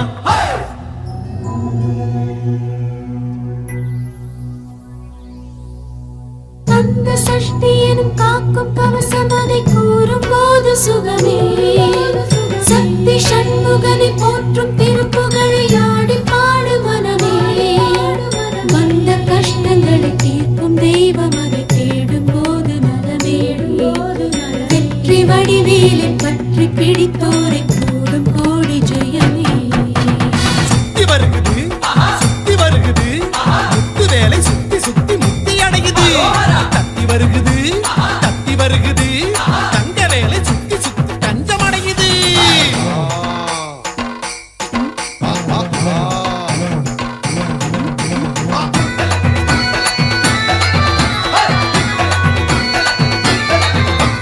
புறவஞ்சி கொடியோடு கதை பேசும்படி வேலை குன்ற குடியேறி பணிவோம் ஐயா. அப்பனுக்கு வேல் வேல், சுப்பனுக்கு வேல் வேல், ஐயனுக்கு வேல் வேல், அழகனுக்கு வேல் வேல். சிறுவாணி நதியோடு கை வீசும் கதிர்வேலை மருத மலை மேலே பார்ப்போம் ஐயா. பள்ளி மலையில் வனவேடன் நின்றான் கள்ளத்தனம் ஏன் நீ கேளையா. சுருளிமலை, சென்னிமலை, வரமருடும் காளிமலை, முருகனுக்கு காவடிகள் சேர்ப்போம் ஐயா.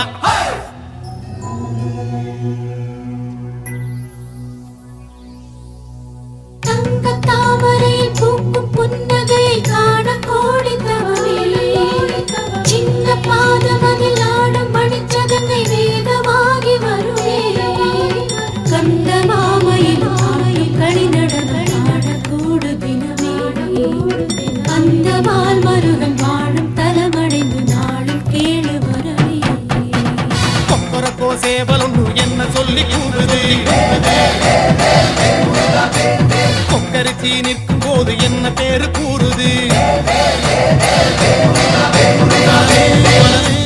படை வீடு நீ தேடி வா என செய்தி அது கூறி சுத்தி வருகுது, சுத்தி வருகுது. முத்து வேலை சுத்தி சுத்தி முக்தி அடையுது. கத்தி வருகுது, கத்தி வருகுது. தங்க வேலை சுத்தி சுத்தி தஞ்சம் அடையுது. கந்தனுக்கு, கடம்பனுக்கு, முருகனுக்கு, குமரனுக்கு, வேந்தனுக்கு, வேலனுக்கு.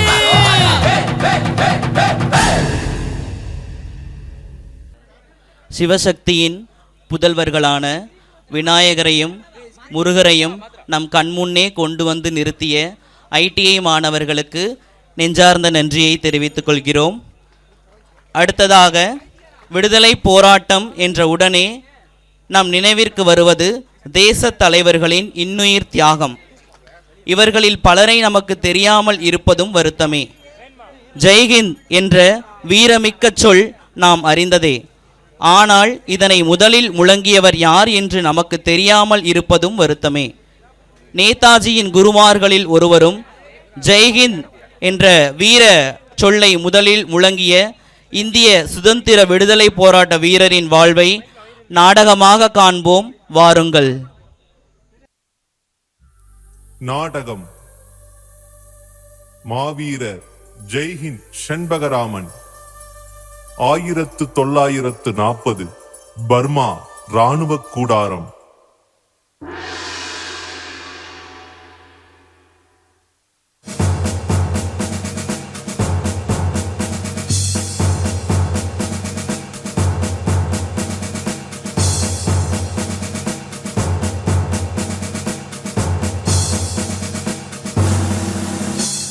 Attention! Stand at ease! Attention! Stand at ease!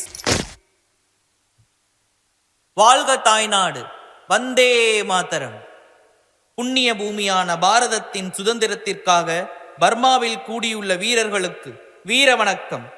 தாய் மண்ணிற்காக உடல் பொருள் ஆவியை அர்ப்பணிக்க உள்ள நம்முன் இப்போது நமது தலைவர் நேதாஜி சுபாஷ் சந்திரபோஸ் அவர்கள் உரையாற்றுவார்.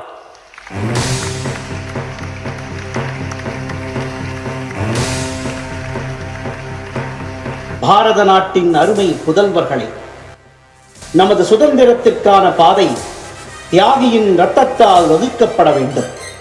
நண்பர்களே, விடுதலை போரில் எல்லாவற்றுக்கும் மேலாக இன்று நான் உங்களிடம் ஒன்றை கூறுகிறேன். நான் உங்களிடம் ரத்தம் கேட்கிறேன். எதிரியின் ரத்தத்தை பழிதீர்க்கக்கூடியது நம் ரத்தம் மட்டுமே. சுதந்திரத்தின் விலையை ரத்தத்தால் மட்டுமே செலுத்த முடியும். எனக்கு ரத்தம் கொடுங்கள், நான் உங்களுக்கு சுதந்திரம் தருவதாக உறுதியளிக்கிறேன். ஜெய்ஹிந்த். ஜெய்ஹிந்த்.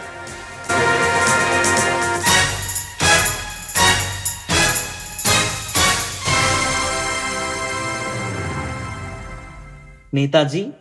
வாருங்கள் சேனாபதி, உள்ளே வாருங்கள். உங்களிடம் ஒரு பெரிய பணியை ஒப்படைப்பதாக இருக்கிறேன். கட்டளையிடுங்கள் நேதாஜி, இதோ இப்போதே செய்து முடிக்க காத்திருக்கிறேன்.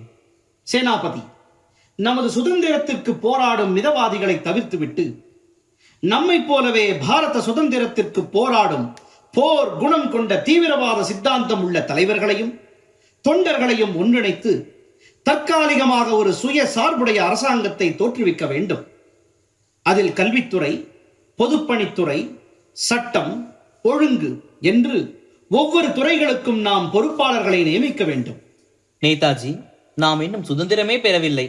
அதற்கு முன்பாக இதையெல்லாம் செய்வது பயனுடையதுதானா? இப்படி செய்வதால் நமக்கு சுதந்திரம் கிடைப்பது எப்படி சாத்தியமாகும் என்று எனக்கு புரியவில்லை. நிச்சயமாக சாத்தியமாகும் சேனாபதி. நமது முன்னோடி மேதகு டாக்டர் செண்பகராமன் பிள்ளை ஆங்கிலேயர்களுக்கு எதிராக ஆப்கானிஸ்தானில் இதுபோல ஒரு அரசாங்கத்தையே தோற்றுவித்தார். மற்ற ஐரோப்பிய நாடுகளிடம் அவர் தன் செல்வாக்கை பயன்படுத்தி ஆங்கிலேயர்களின் அரசாங்கத்தையே நிர்மூலமாக்கிவிட்டார்.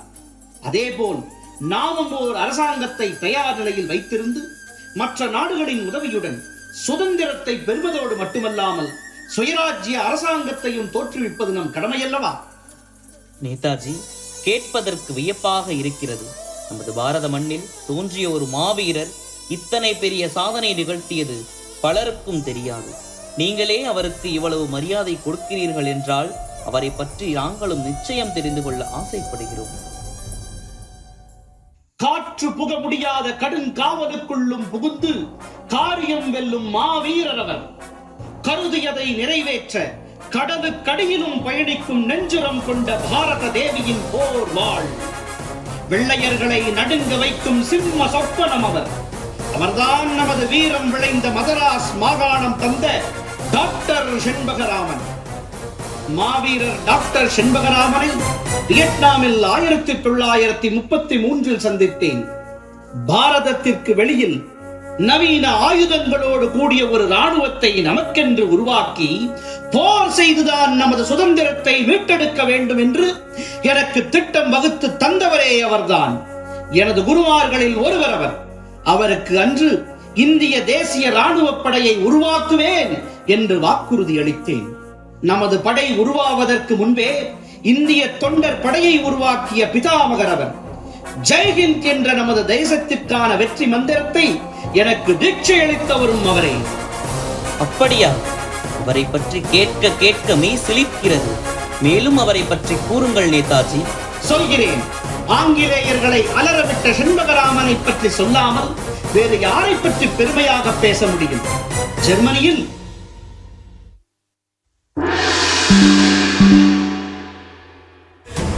வாழ்க்கை நடுங்கும் மூச்சடங்கும் இவரை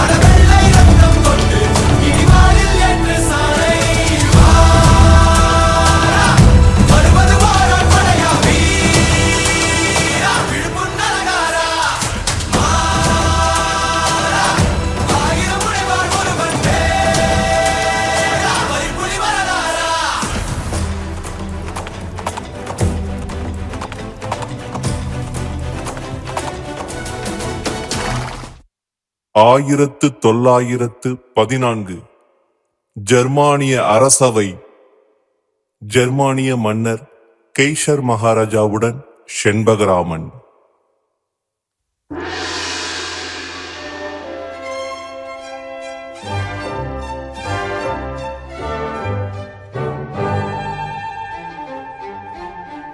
ஜெர்மனியின் சீமான்களே, உங்களை வரவேற்கிறேன். நமது அரசவைக்கு பொறியியல் கலாநிதி பட்டம் வென்ற டாக்டர் செண்பகராமன் வந்துள்ளார். அவரை நமது அரசவையின் சார்பாக வருக வருக என வரவேற்கின்றேன். பெருமை மிக்க ஜெர்மானிய சக்கரவர்த்தி கெய்சர் மகாராஜா அவர்களையும் ஜெர்மனியின் கனவான்களையும் சந்திப்பதில் மிக்க மகிழ்ச்சி அடைகிறேன். மிஸ்டர் செண்பகராமன், இந்தியாவிலிருந்து தாங்கள் எப்படி ஜெர்மனிக்கு வந்தீர்கள் என்பதை நாங்கள் தெரிந்து கொள்ளலாமா? கனவான்களே, பிரபுக்களே, இந்தியாவில் மதராஸ் மாகாணத்தில் திருவனந்தபுரத்தில் அரசர் கல்லூரியில் நான் படித்துக் கொண்டிருந்தேன். அப்போது அங்கு பேராசிரியராக பணியாற்றிக் கொண்டிருந்த சேர் வால்டர் வில்லியம் ஸ்ட்ரிக்லாண்ட் எனக்கு மிகவும் நெருக்கமானார். பிறகுதான் தெரிய வந்தது அவர் ஜெர்மனிய அரசாங்கத்தின் உளவாளி என்பது. எங்கள் நாடு ஆங்கிலேயரிடம் அடிமைப்பட்டு கிடப்பதை என்னால் சகிக்க முடியவில்லை. அவரிடம் நான் என் வருத்தத்தை கூறியபோது, என்னுடன் ஜெர்மனிக்கு வா, உனது நாடு சுதந்திரம் பெறுவதற்கு மற்ற உலக நாடுகளின் ஆதரவை திரட்டி போராட அங்கு உன்னை தயார் செய்கிறேன் என்று என்னை அழைத்து வந்தார். எவ்வளவு பெரிய ஆங்கிலேய ஏகாதிபத்தியத்தை ஒற்றை ஆளாக எதிர்க்க துணிந்துள்ளீர்கள்! எல்லையற்ற துணிச்சல், எல்லையற்ற துணிச்சல். சரி, உங்கள் திட்டம் என்ன? எங்கள் நாடு பூரண சுதந்திரம் பெற வேண்டும். அடிமைப்பட்டு கிடக்கும் எங்கள் நாட்டிற்கு உலக நாடுகளின் ஆதரவை திரட்டும் இந்திய ஆதரவு சர்வதேச கமிட்டியை உலக நாடுகள் எங்கிலும் நிறுவ திட்டமிட்டுள்ளேன்.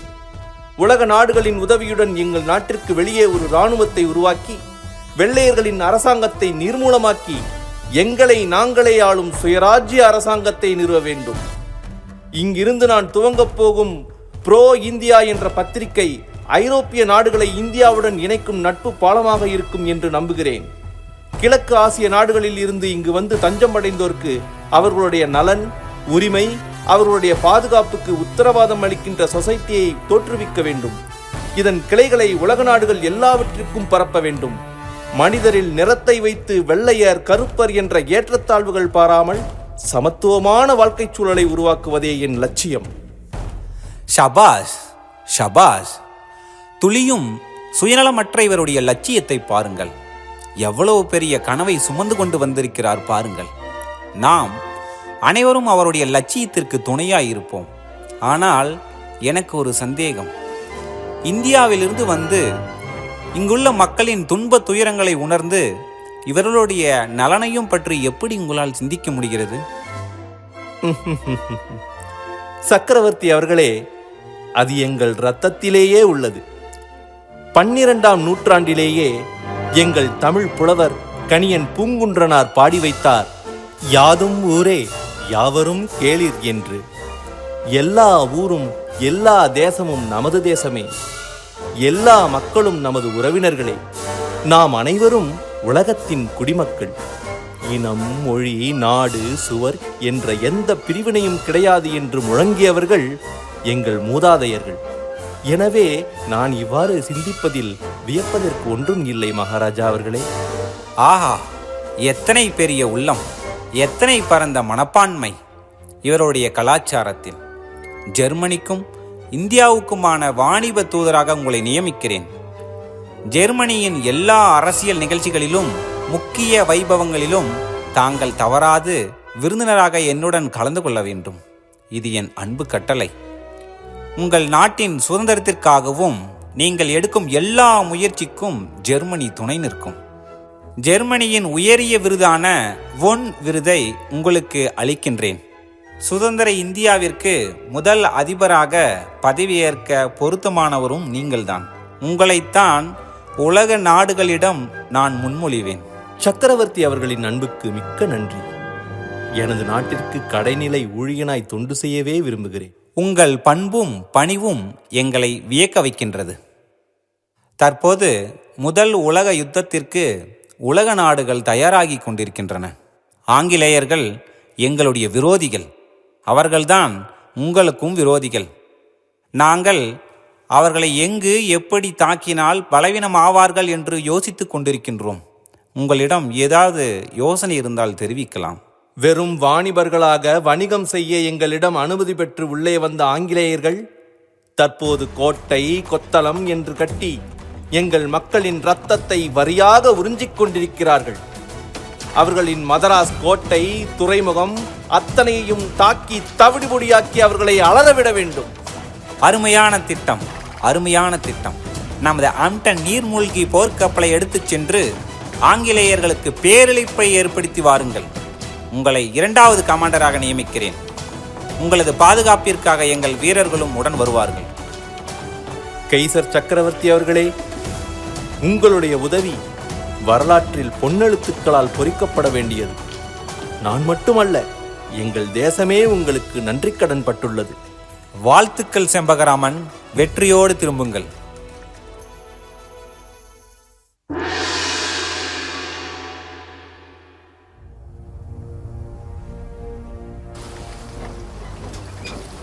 கொந்தளிக்கும் கடல் அலைகளை சீறிக்கொண்டு தன்னந்தனியாக ஒரு ராட்சசனைப் போல வங்க கடலுக்கு வந்தது அந்த ஹம்டன் போர்க்கப்பல். ஆங்கில அரசுக்கு சொந்தமான 2 பெரிய எண்ணெய் கிடங்குகளின் மீதும், மதராஸ் துறைமுகத்தின் மீதும், ஜார்ஜ் கோட்டையிலும் மற்றும் இலங்கை திருகோணமலை துறைமுகத்தின் மீதும் பீரங்கி தாக்குதல் நடத்தியது அக்கப்பல். அந்த போர் கப்பலில் இருந்து ஏவிய அணுகுண்டில் மதராஸ் ஜார்ஜ் கோட்டை உயர் நீதிமன்றத்தின் வெளிப்புற சுவரின் ஒரு பகுதி அடியோடு பெயர்ந்து விழுந்தது. காட்டுக்கு அரசன் சிங்கம் வரும்போது எலிக்குட்டிகள் கீச்சிட்டுக் கொண்டு அங்கும் இங்கும் ஓடுவதைப் போல செண்பகராமன் ஏவிய அணுகுண்டு கோட்டையை தாக்கியதும் ஆங்கிலேய படை சிதறுண்டு ஓடியது. வெள்ளையர்களின் அலறல் வெண்ணை முட்டியது.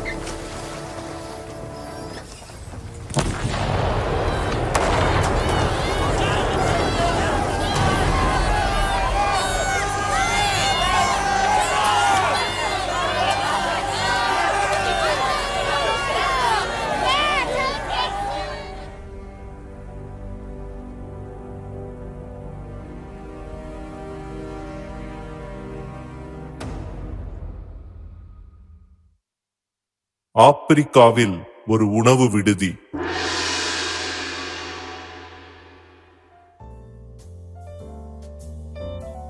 ஹலோ மிஸ்டர் ஜான், எப்படி இருக்கீங்க? உங்களை சந்தித்ததில் மகிழ்ச்சி மிஸ்டர் ஹென்றி. ஏஜென்ட் எக்ஸ் வந்துட்டாங்களா? அவங்க எப்பவுமே பர்ஃபெக்ட். சொன்ன நேரத்துக்கு கரெக்டாக வந்துருவாங்க. இதோ அவங்களே வந்துட்டாங்களே. ஹலோ ஹென்றி, ஹலோ ஜான், 2 பேரும் வெப்பன் எடுத்துட்டு வந்திருக்கீங்களா? என்கிட்ட ரிவால்வர் இருக்கு மேடம். என்கிட்ட பிஸ்டல் இருக்கு மேடம். Very good. என்கிட்டயும் ஒரு மினி ரிவால்வர் இருக்கு. எத்தனை பேர் வர போறாங்க மேடம்? ஒருத்தன் தான். அவனை எப்படியாவது அரெஸ்ட் பண்ணிடணும். எங்க கிட்ட சொல்லியிருந்தா நாங்களே அவனை பிடிச்சிருப்போமே மேடம். ஹென்றி, ஏஜென்ட் எக்ஸே வந்திருக்காங்கன்னா அவன் சாமானியன் இல்லை. ஆபரேஷன் டேஞ்சரஸா இருக்கணும். You are correct mister John. அவன் சாதாரணமானவன் இல்லை. அவன் யார் மேடம்? அவனை பத்தி கொஞ்சம் சொல்லுங்க. Doctor Chempakaraman from India. பிரிட்டிஷ்காரர்களின் மெட்ராஸ் ஜெயின் ஜார்ஜ் கோட்டை மேல சப்மெரீன்ல வந்து பாம்பு லான்ச் செஞ்சவன். பிரிட்டனுக்கு எதிராக நிறைய சதி செய்பவன்.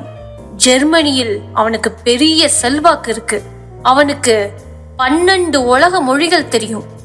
ஐரோப்பாவிலும் அமெரிக்காவிலும் நிற வேற்றுமையை எதிர்த்து ஏராளமான கூட்டத்தில் பிரசங்கம் நிகழ்த்தி இருக்கிறான். கருப்பர்களின் உரிமைக்காக சொசைட்டி ஏற்படுத்தி அவர்களை போராட வைத்திருக்கிறான்.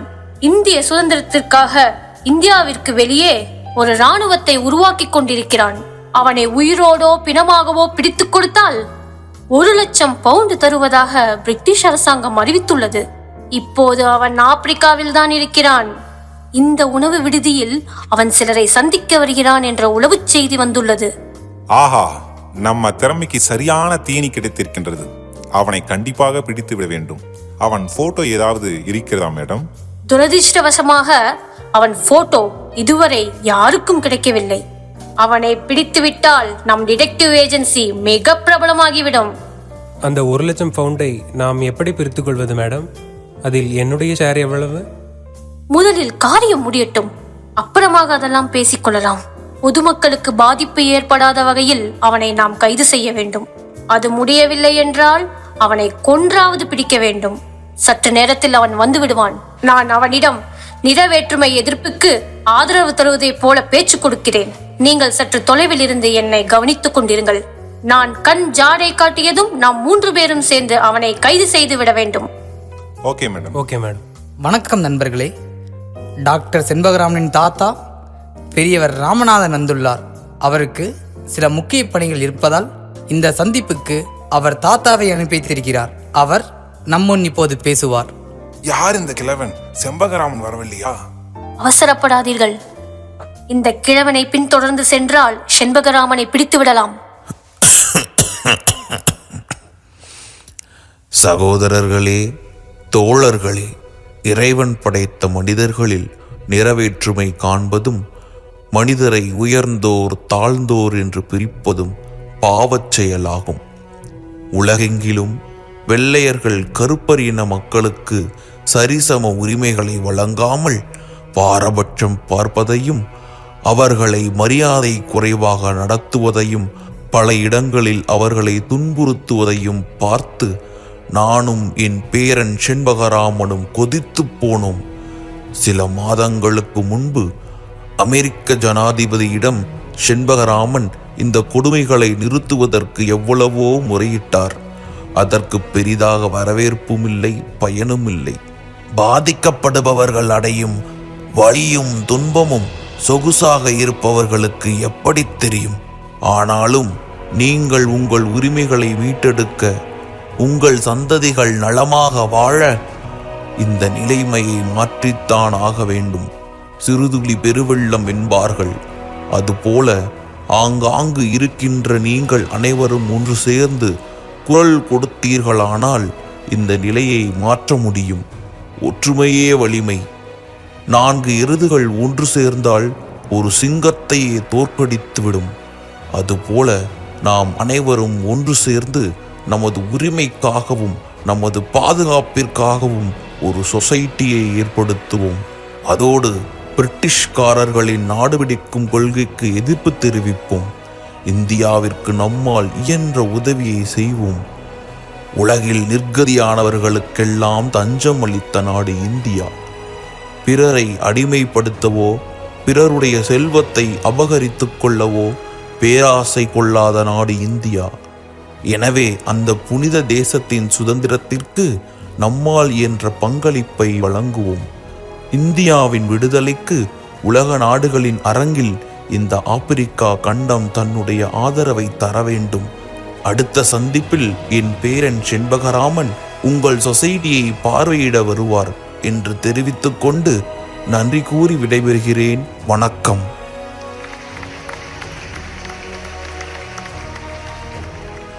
பெரியவரே, இந்த சொசைட்டியை நாங்கள் வரவேற்கிறோம். நன்றி நன்றி. நாங்கள் இந்தியாவிற்கு நிச்சயம் எங்கள் ஆதரவை தருவோம். பிரிட்டிஷ்காரர்களுக்கு பாடம் புகட்டுவோம். நன்றி. உங்கள் அனைவரின் அன்புக்கும் மிக்க நன்றி.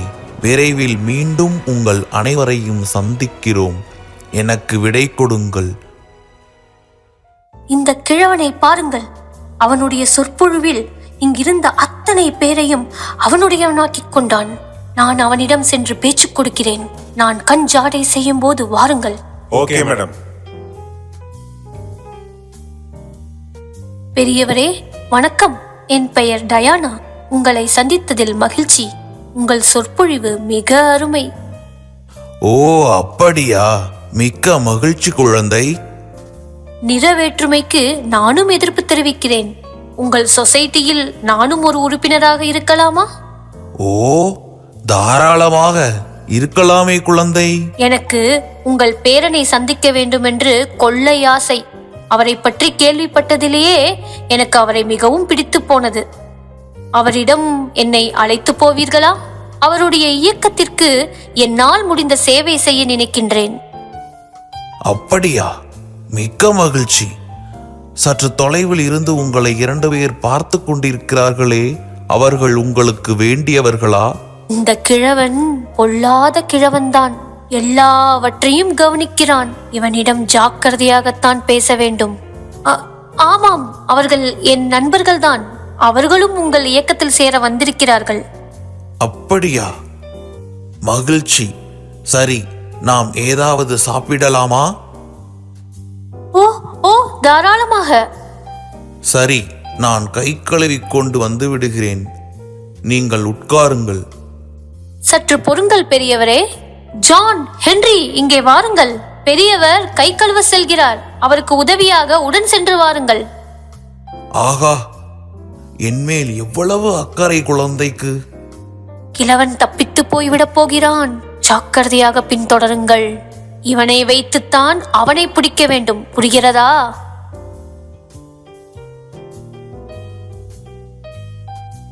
நீங்கள் எங்கே பணியாற்றுகிறீர்கள்? ஐயா, நான் ஒரு பேங்கில் மேனேஜராக இருக்கிறேன். நான் சொந்தமாக ஒரு துணிக்கடை வைத்திருக்கிறேன். சரி, உங்கள் பாக்கெட்களில் ஏதோ கனமாக இருக்கிறதே, அது ரிவால்வர் தானே? உனக்கு எப்படி தெரியும்? ஆன்சாப், எங்கள் பாஸ் ஏஜென்ட் எக்ஸ் சொன்னது போல நீ பொல்லாத கிழவன் தான். எங்களிடம் சரணடைந்து விடு. செம்பகராமன் எங்கிருக்கிறான் என்று சொல்லிவிடு. உன்னை ஒன்றும் செய்யாமல் விட்டு விடுகிறோம். இல்லை என்றால் கிழவன் என்று கூட பார்க்காமல் கொன்று விடுவோம். ஐயா ஐயா, என்னை சுட்டு விடாதீர்கள், என்னை சுட்டு விடாதீர்கள். நான் சொல்லிவிடுகிறேன்.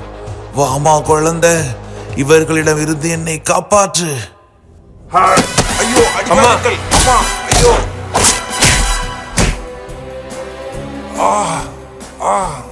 You are Sembagaraman. Yes, gentlemen. I am Dr. Shenbagaraman from India. Oh God.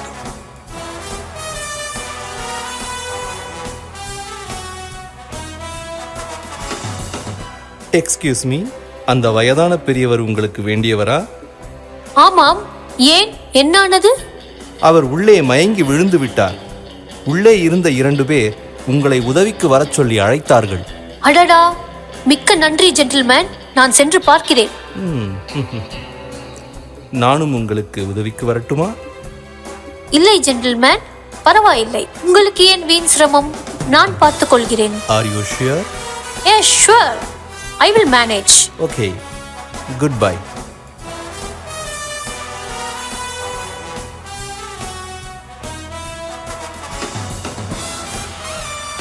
John, Henry, உங்களுக்கு என்ன ஆனது? பெரியவர் எங்கே? பெரியவர் வேடமிட்டு வந்தது யாரும் இல்லை, செம்பகராமன் தான்.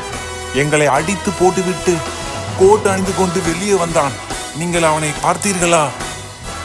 Oh my God! என்னை உள்ளே அனுப்பிவிட்டு அவன் தப்பித்து விட்டான். அவன் தப்பித்ததை கூட தாங்கிக் கொள்வேன். சிரித்துக்கொண்டே உதவிக்கு வரட்டுமா என்று கேட்டான். அதை மட்டும் என்னால்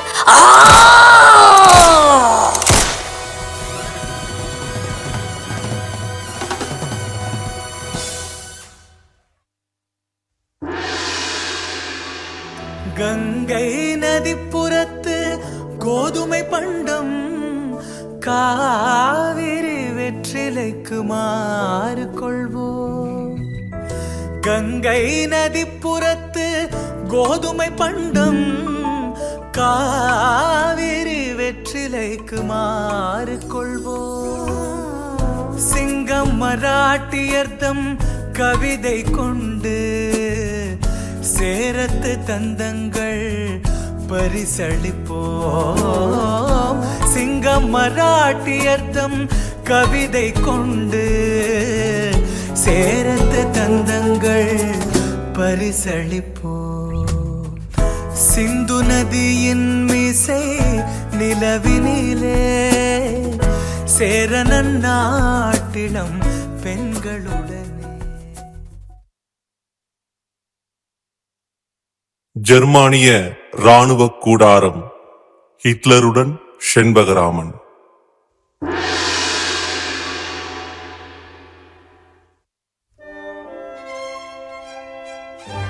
வாருங்கள் மிஸ்டர் செண்பகராமன், உங்களிடம் ஒரு முக்கியமான ஆலோசனை செய்யலாம் என்று நினைத்திருந்தேன்.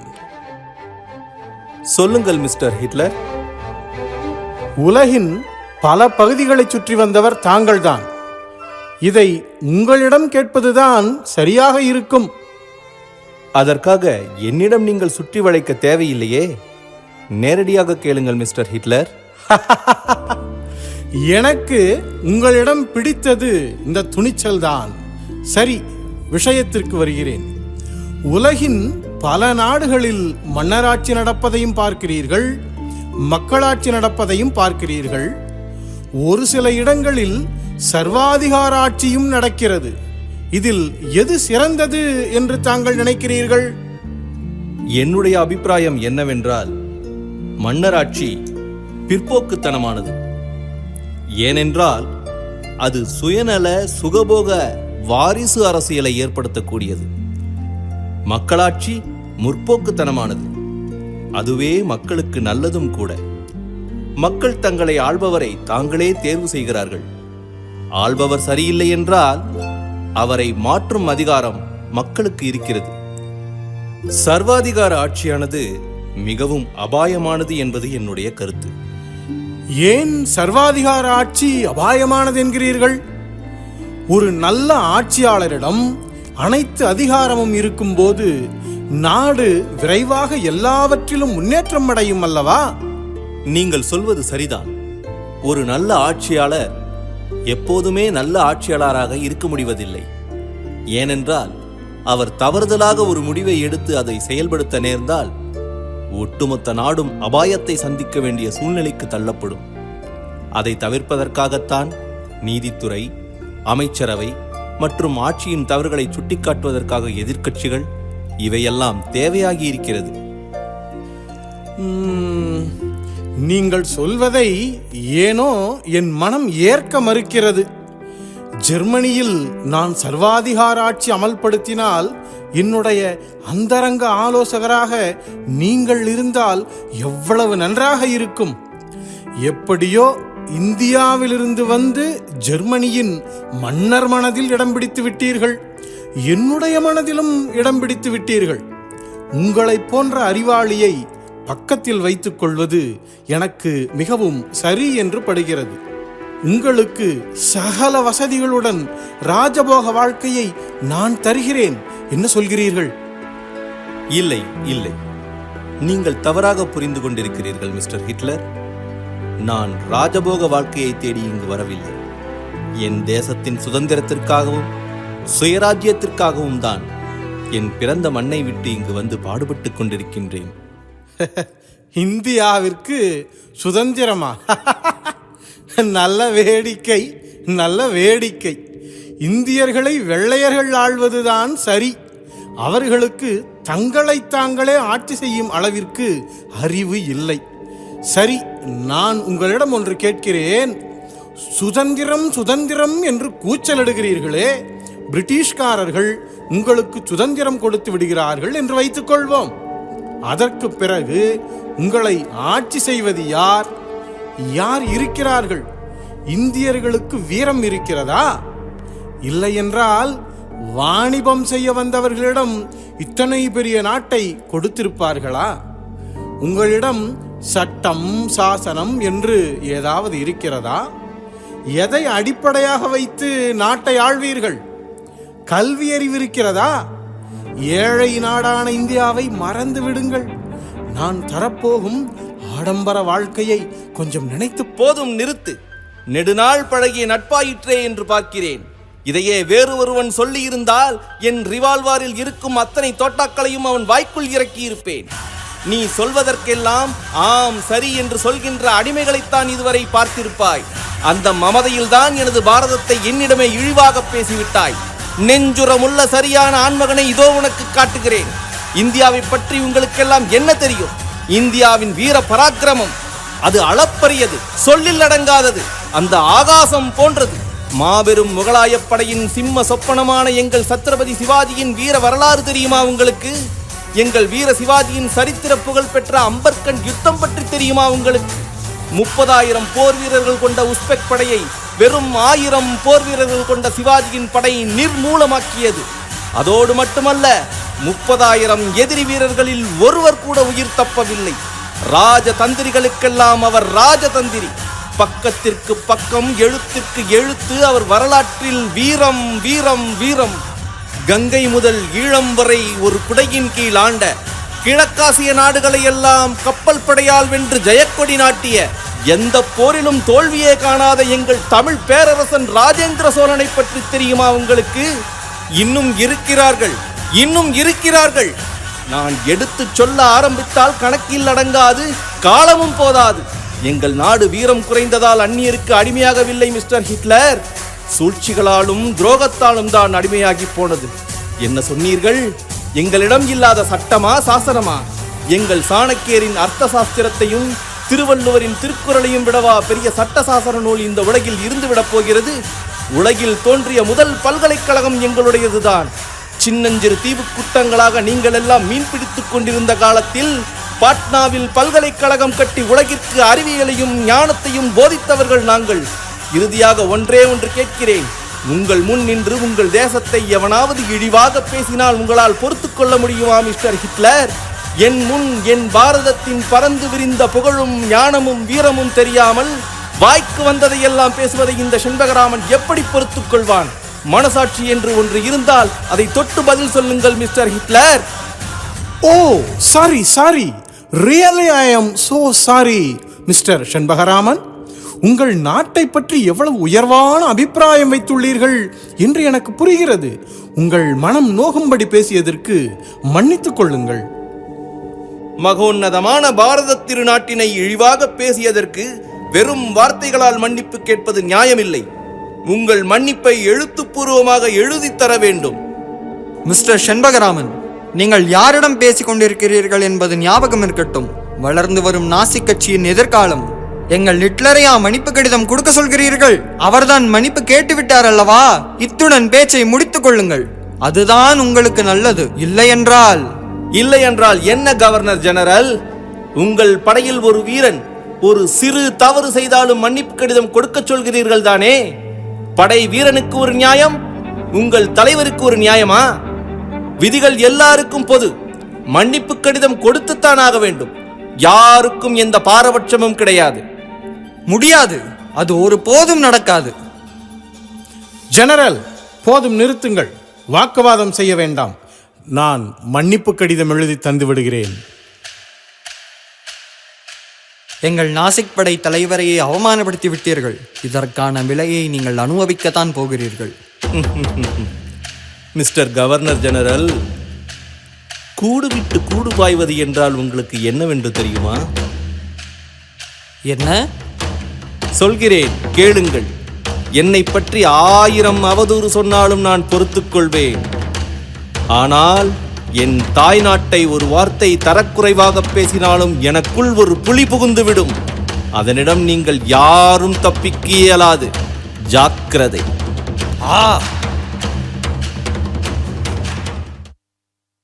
அச்சமில்லை அச்சமில்லை அச்சம் என்பதில்லையே.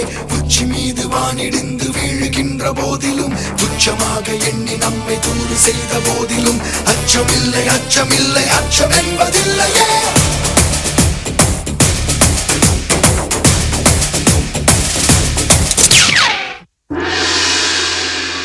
நண்பர்களே, இந்த சம்பவத்திற்கு பிறகு மெல்ல மெல்ல ஹிட்லரின் செல்வாக்கு ஜெர்மனியில் அதிகமாகியது. மன்னர் ஆட்சியை ஒழித்து ஜெர்மனியை ஹிட்லர் கைப்பற்றினார். ஆங்கிலர்களின் உதவியோடு ஆசியாவையும் கைப்பற்ற திட்டமிட்டார் அவர். அதனால் ஆங்கிலேயர்களின் விரோதிகளை ஜெர்மனியின் விரோதிகளாக நடத்த துவங்கினார். இந்தியாவின் சுதந்திரத்திற்கு உதவுதல் என்ற ஜெர்மனியின் நிலை தடம் புரண்டு இந்தியாவிற்கு எதிராகவும் வெள்ளையர்களுக்கு அனுகூலமாகவும் திரும்ப துவங்கியது. டாக்டர் செண்பகராமன் ஏற்கனவே தன்னை எழுத்துப்பூர்வமாக மன்னிப்பு கேட்க வைத்த கசப்பான சம்பவம் ஹிட்லரின் மனதில் அணையா நெருப்பாய் கனன்று கொண்டிருந்தது. கள்ளம் கபடமற்று ஜெர்மானிய வீரர்களுடன் பழகி வந்த மாவீரன் செண்பகராமனுக்கு ஹிட்லரின் விசுவாசிகளால் நஞ்சு கலந்த உணவு அரசாங்க விருந்திலேயே கொடுக்கப்பட்டது. அது அவரை நோயாளியாக்கி மரணப் படுக்கையில் தள்ளியது.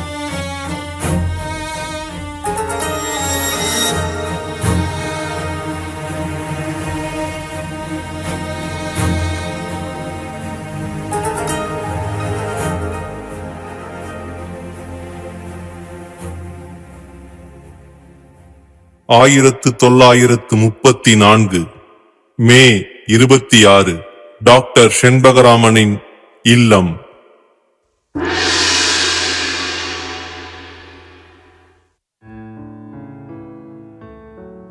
லக்ஷ்மி, லக்ஷ்மி, இந்திய சுதந்திரத்தை என் கண்களால் காணாமல் என் உயிர் பிரியத்தான் போகிறது. எனினும் இந்தியா சுதந்திரம் பெற்ற பிறகுதான் எனது அஸ்தியை என் தாய் நாட்டில் என் அன்னையின் அஸ்தியை கரைத்த திருவனந்தபுரம் கரமனை ஆற்றில் ஒரு பகுதியை கரைக்க வேண்டும். மறுபகுதியை நாஞ்சில் நாட்டின் வயல்வெளிகளில் தூவ வேண்டும். என் உயிர் பிரிந்தாலும் என் சுதந்திர போராட்டத்தை நீ தொடர்ந்து நடத்த வேண்டும். சத்தியம் செய்து கொடு, எனக்கு சத்தியம் செய்து கொடு லட்சுமி, சத்தியம் செய்து கொடு. சத்தியம் செய்கிறேன். என்னை விட்டு போய்விடாதீர்கள் அத்தான், என்னை விட்டு போய்விடாதீர்கள் அத்தான். ஜெய் ஹிந்த். அத்தான், ஓ பாரத மாதா, உன் வீர மகனை இழந்து விட்டாயே.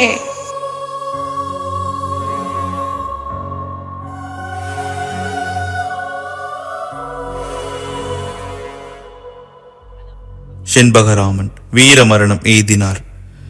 செண்பகராமன் வீரமரணம் எய்திய சில வாரங்களுக்குப் பிறகு அவள் வீட்டை சோதனையிடுங்கள். ஆயுதங்கள், கடிதங்கள், வரைபடங்கள், நாள் குறிப்பேடு என்று ஏதாவது கிடைக்கிறதா என்பதை பாருங்கள். சல்லடையாக சலித்து தேடுங்கள். ரகசியமாக ஏதாவது பதுக்கி வைக்கப்பட்டிருக்கலாம். என்ன தேடுகிறீர்கள்? இங்கே எதுவும் இல்லை. நன்றாக தேடிவிட்டேன் கேப்டன், எதுவுமே கிடைக்கவில்லை. துரோகிகளே, உங்களுக்கு நன்றி விசுவாசமே கிடையாதா? ஏனடா என் கணவரை கொன்றீர்கள்? அவர் உங்களுக்கு என்ன தீங்கு செய்தார்? அவர் உங்களுக்காகத்தானே ஓயாது உழைத்தார். அவரை ஏன் கொன்றீர்கள்? அவரை ஏன் கொன்றீர்கள்? கணவன் இறந்த துக்கத்தில் இவளுக்கு பைத்தியம்தான் பிடித்து விட்டது. இவளை இழுத்துச் சென்று பைத்தியகார மருத்துவமனையில் அடைத்து வையுங்கள். அப்போதுதான் அவளுக்கு புத்தி வரும். ஓ பாரத மாதா, அம்மா!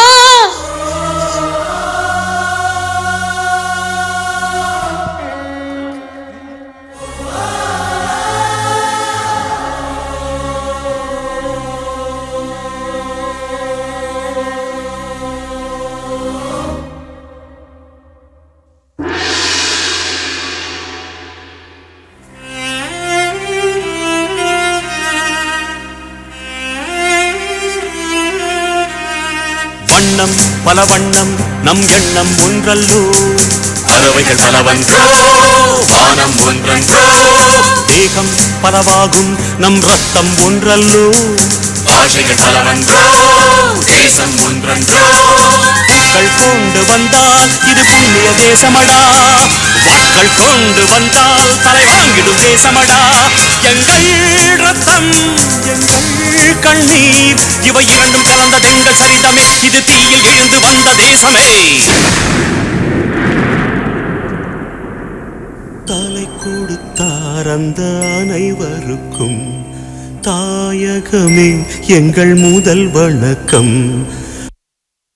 1940 பர்மா ராணுவ கூடாரம்.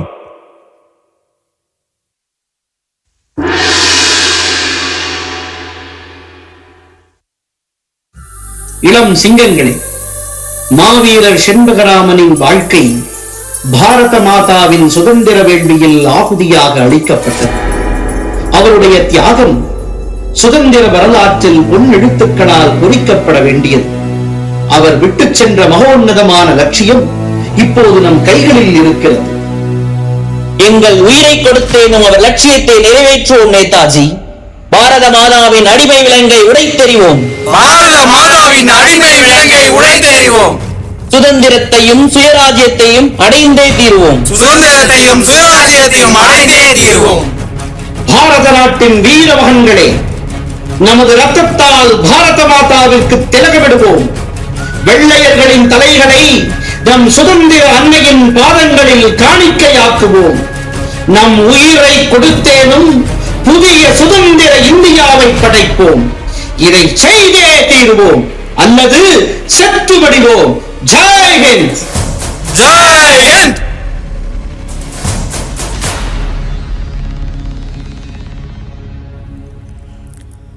மாவீரர் செண்பகராமன் உருவாக்கிய இந்திய தொண்டர் படையை மாவீரர் நேதாஜி சுபாஷ் சந்திரபோஸ் இந்திய தேசிய ராணுவம் என்ற பெயரில் புதிய சக்தியாக கட்டி எழுப்பினார். இந்தியர்கள் அகிம்சை வழியில் மட்டும் போராடவில்லை, ஆயுதம் ஏந்தி யுத்தமும் செய்தார்கள் என்று பாரத மாதாவிற்கு வீரமும் புகழும் சேர்த்தார். இத்தோடு செண்பகராமனின் சரிதை முடிந்துவிடவில்லை. செண்பகராமனின் மனைவி லட்சுமிபாயை நாஜி படைகள் பைத்தியக்கார மருத்துவமனையில் அடைத்து கொடுமை செய்தனர். செண்பகராமனின் சில ரகசிய நண்பர்களின் உதவியுடன் அந்த காப்பகத்தில் இருந்து தப்பித்து பல துன்பங்களை கடந்து பம்பாய் வந்தார் லட்சுமிபாய். பல காலம் செண்பகராமனின் அஸ்தியை கையில் வைத்துக்கொண்டு அவருடைய கடைசி ஆசையை நிறைவேற்ற முடியாமல் தவித்து வந்தார். பல போராட்டங்கள், பல விடுதலை வீரர்களின் உயிர் தியாகங்களுக்கு பிறகு 1947 ஆகஸ்ட் 15 இந்தியா சுதந்திரம் அடைந்தது. 1950 ஜனவரி 26 இந்தியா மக்களாட்சி நாடாக குடியரசானது. 1966 செப்டம்பர் 19 இந்தியாவின் முதல் போர்க்கப்பலான INS விக்ராந்த் என்ற போர்க்கப்பலில் பம்பாயிலிருந்து எர்ணாகுளத்திற்கு லட்சுமிபாய் தனது கணவரின் அஸ்தியை எடுத்துக்கொண்டு வந்து அவரது கடைசி ஆசையை நிறைவேற்றினார். மாவீரர் செண்பகராமன் கூறியது போல சுதந்திர இந்தியாவில் கரமனை ஆற்றில் அவருடைய அஸ்தியை கரைத்து நாஞ்சில் நாட்டின் வயல்வெளிகளில் அவர் அஸ்தியை தூவினார் லட்சுமிபாய். ஒன்றல்ல, இரண்டல்ல, 10 அல்ல, 20 அல்ல, 32 ஆண்டுகள் 32 ஆண்டுகள் அவருடைய அஸ்தியை பத்திரப்படுத்தி வைத்துக்கொண்டு அவருடைய மனைவி லட்சுமிபாய் எத்தனை வேதனைப்பட்டிருப்பார். சொல்லில் அடங்கக்கூடியதான் அந்த சோகம். மாவீரர் செண்பகராமன் மட்டுமல்ல, அவருடைய மனைவி லட்சுமிபாயும் பாரத தாய்க்கு மகளாக இந்திய பெண்மைக்கு லட்சியமாக தன்னால் இயன்ற பெருஞ்சேவையை செய்துள்ளார். மாவீரர் செண்பகராமனோடு அவரது மனைவி லட்சுமிபாயையும் நாம் போற்றி வணங்க கடமைப்பட்டுள்ளோம். சும்மா கிடைத்ததல்ல சுதந்திரம். சுதந்திரத்திற்காக தன் இன்னுயிரை தியாகம் செய்த சூரரை போற்றுவோம். நாம் அனைவரும் தேசபக்தி உள்ளவர்களாக இருப்போம். வளரும் தலைமுறையினரிடம் தேசபக்தியை வளர்ப்போம். செண்பகராமனின் வீரத்திற்கும் தியாகத்திற்கும் தலைவணங்குவோம். ஜெய் ஹிந்த்.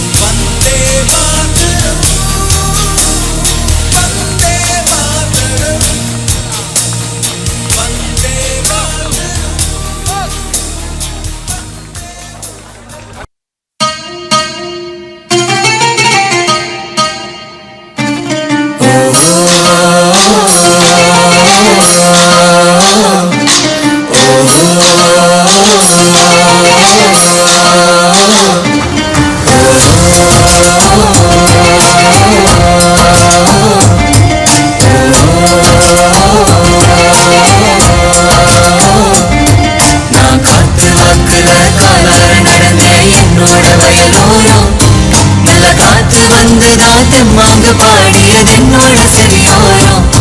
மழை சாரல் வந்துதா மண் வாசம் வீசுது என்னோட ஓரோரம். மாடு கண்ணெல்லாம் ஓடி ஆடி திரிந்தது என்னோட தோபோரம்.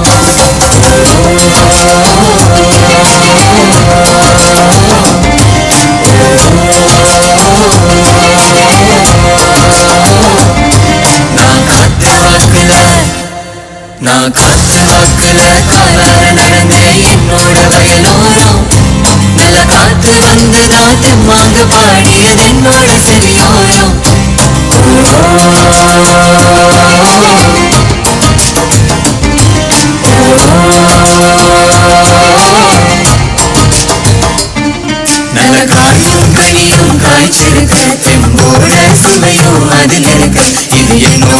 காலமென்று நான் சொன்ன காலம் அது எங்கே போனது, அது எங்கே போனது, அது எங்கே போனது.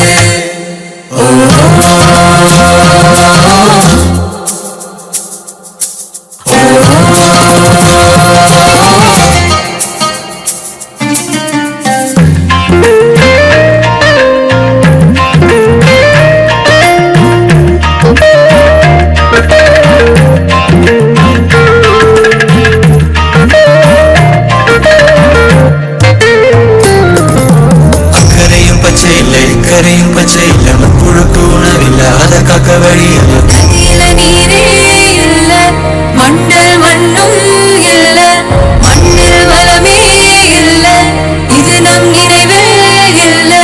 தொப்பு துறவெங்கும் இல்ல, ஏற்புடிக்க ஆண்கள் இல்ல, நாத்து நட பெண்கள் இல்ல, இயற்கையின் உரம் இல்ல. மண்ணில் வளமே இல்ல, இது நம் நினைவே இல்ல, மண்ணில் வளமே இல்ல, இது நம் நினைவே இல்ல.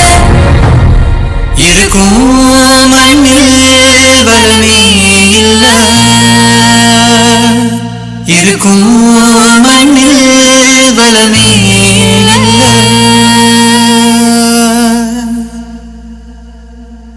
இது வாழ்வின் இல்ல, நாம் ஒன்னா சேர்ந்தா மாறும் நிலைமை, சேரும் மண்ணின் வளமை, சேரும் மண்ணின் வளமை.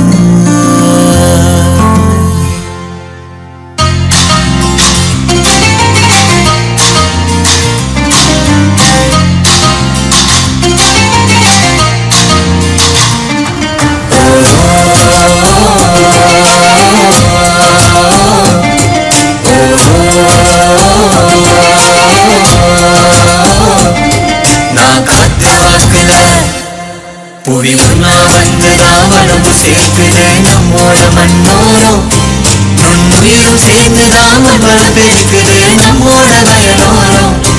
வருங்காலம் முழுதும் தான் சந்தோஷம் வீசுது ஒவ்வொரு மனதோரம், அந்த நினைப்பு வந்துதான் அருகி கசியுது என்னோட மனதோரம்.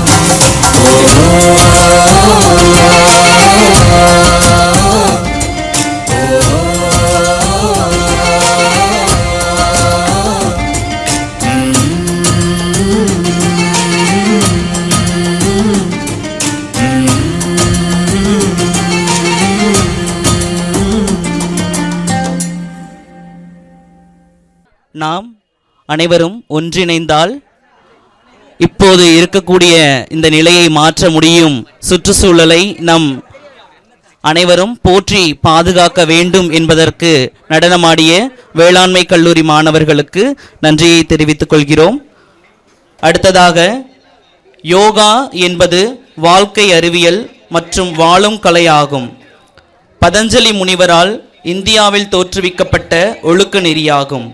ஒவ்வொரு வருடமும் ஜூன் மாதம் 21ஆம் நாள் சர்வதேச யோகா தினமாக பாரத பிரதமரின் நடவடிக்கையால் உலகம் முழுவதும் கொண்டாடப்படுகிறது. நமது வித்யாலய மாணவர்கள் யோகாவில் சூரிய நமஸ்காரத்தை 108 முறை செய்து உலக சாதனை புரிந்திருப்பது நாம் அனைவரும் பெருமைப்பட வேண்டிய விஷயமாகும். யோகாவில் சில ஆசனங்களை நம்முன் செய்து காட்ட வருகிறார்கள் பாலிடெக்னிக் மாணவர்கள்.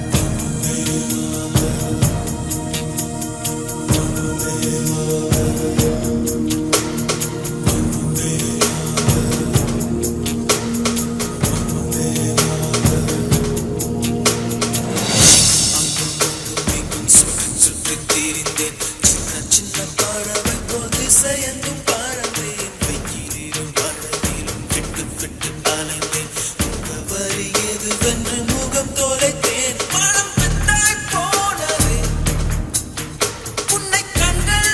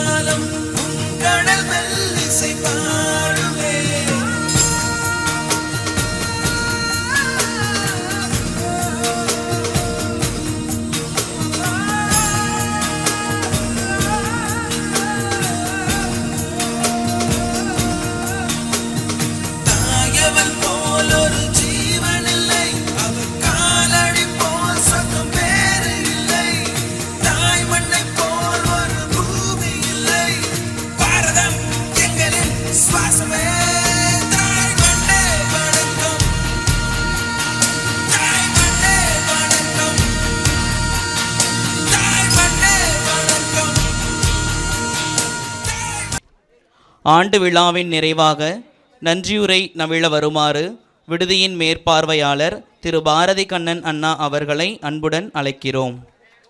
ஸ்ரீ ராமகிருஷ்ணா மிஷன் வித்யாலயா பிரம்மானந்த விடுதி நாள் 2024-25 வருகை புரிந்திருக்கும் உங்கள் அனைவரையும் ஸ்ரீ ராமகிருஷ்ணா மிஷன் வித்யாலயா பிரம்மானந்த விடுதியின் சார்பாக வருக வருக என வரவேற்று ஸ்ரீ ராமகிருஷ்ணா மிஷன் வித்யாலயா பிரம்மானந்த விடுதியின் விழாவிற்கு வருகை புரிந்து நமது சிறப்பு விருந்தினர் போற்றுதலுக்கும் வழிபாட்டிற்கும் உரிய ஏலகிரி மடத்தின் சுவாமிஜி ஸ்ரீமத் ஸ்ரீ தவத்திரு விமோக்ஷானந்தர் நந்தர்ஜி அவருக்கு பிரம்மானந்தர் விடுதியின் விடுதி காப்பாளர் சுவாமிஜி சார்பாகவும் உதவி விடுதி காப்பாளர் சுவாமிஜி சார்பாகவும் உதவி மேற்பார்வையாளர் அண்ணாக்கள் சார்பாகவும் மற்றும் அனைத்து ஊழியர்கள் சார்பாகவும் மாணவர்கள் சார்பாகவும் நெஞ்சார்ந்த நன்றியை தெரிவித்துக் கொள்கிறோம். இந்த மகிழ்வான தருணத்தில் போற்றுதலுக்கும் வழிபாட்டிற்கும் உரிய நமது செயலாளர் சுவாமிஜி தவத்திரு ஸ்ரீ கரிஷ்டானந்த சுவாமிஜி மகாராஜ் அவர்களுக்கு அனைவர் சார்பாகவும் நன்றியை தெரிவித்துக் கொள்கிறோம். மேலும் நமது விழாவிற்கு வருகை புரிந்து சிறப்பித்து கொண்டிருக்கும் உதவி செயலாளர் தவத்திரு சுவாமிஜி தத்பாதாந்தர் ஜி மகாராஜ் அவர்களை அனைவர் சார்பாகவும் நன்றியை தெரிவித்துக் கொள்கிறோம்.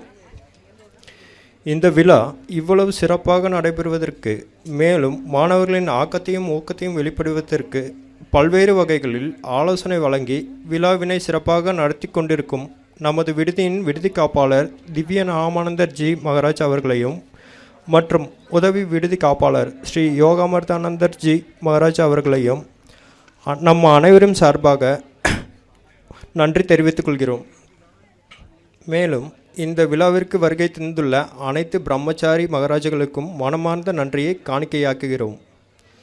இந்த விழாவிற்கு வந்து சிறப்பு செய்த வேளாண் கல்லூரி முதல்வர் அண்ணா அவர்களுக்கும் பாலிடெக்னிக் கல்லூரி முதல்வர் அண்ணா அவர்களுக்கும் ஐடிஐ தொழிற்பயிற்சி நிலைய முதல்வர் அண்ணா அவர்களுக்கும் மனமார்ந்த நன்றியை அனைவர் சார்பாகவும் தெரிவித்துக் கொள்கிறோம்.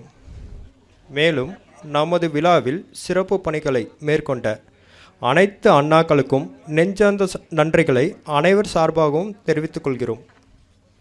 நமது விடுதி விழாவின் பல்வேறு விளையாட்டு போட்டிகளை நடத்தி மாணவர்களுக்கு அவர்களுடைய திறமையை வெளிப்படுத்த உதவிய விளையாட்டு போட்டி ஒருங்கிணைப்பாளர் விளையாட்டுத்துறை ஆசிரியர் அண்ணா அவர்களை இந்த தருணத்தில் நன்றி தெரிவித்துக் கொள்வதில் பெருமகிழ்ச்சி அடைகிறோம்.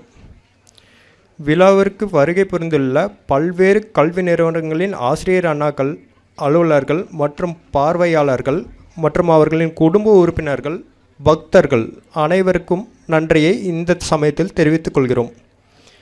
இந்த இனிய விழா நடைபெற கலை நிகழ்ச்சிகளில் பங்கேற்ற மாணவர்களுக்கு நடனப் பயிற்சி, நாடக பயிற்சி வழங்கிய அண்ணாக்கள் அனைவருக்கும் நன்றியை தெரிவித்துக் கொள்கிறோம். இந்த விழாவிற்கு பல்வேறு வகையில் மேடை மற்றும் ஒளி அமைப்பு செய்த ஜோ ஆடியோ குரூப் அண்ணாக்கள், அலங்காரம் மற்றும் சிறப்பு பணிகளை செய்த அண்ணாக்கள் அனைவருக்கும் விழாக்குழுவின் சார்பாக நன்றியை தெரிவித்துக் கொள்கிறோம்.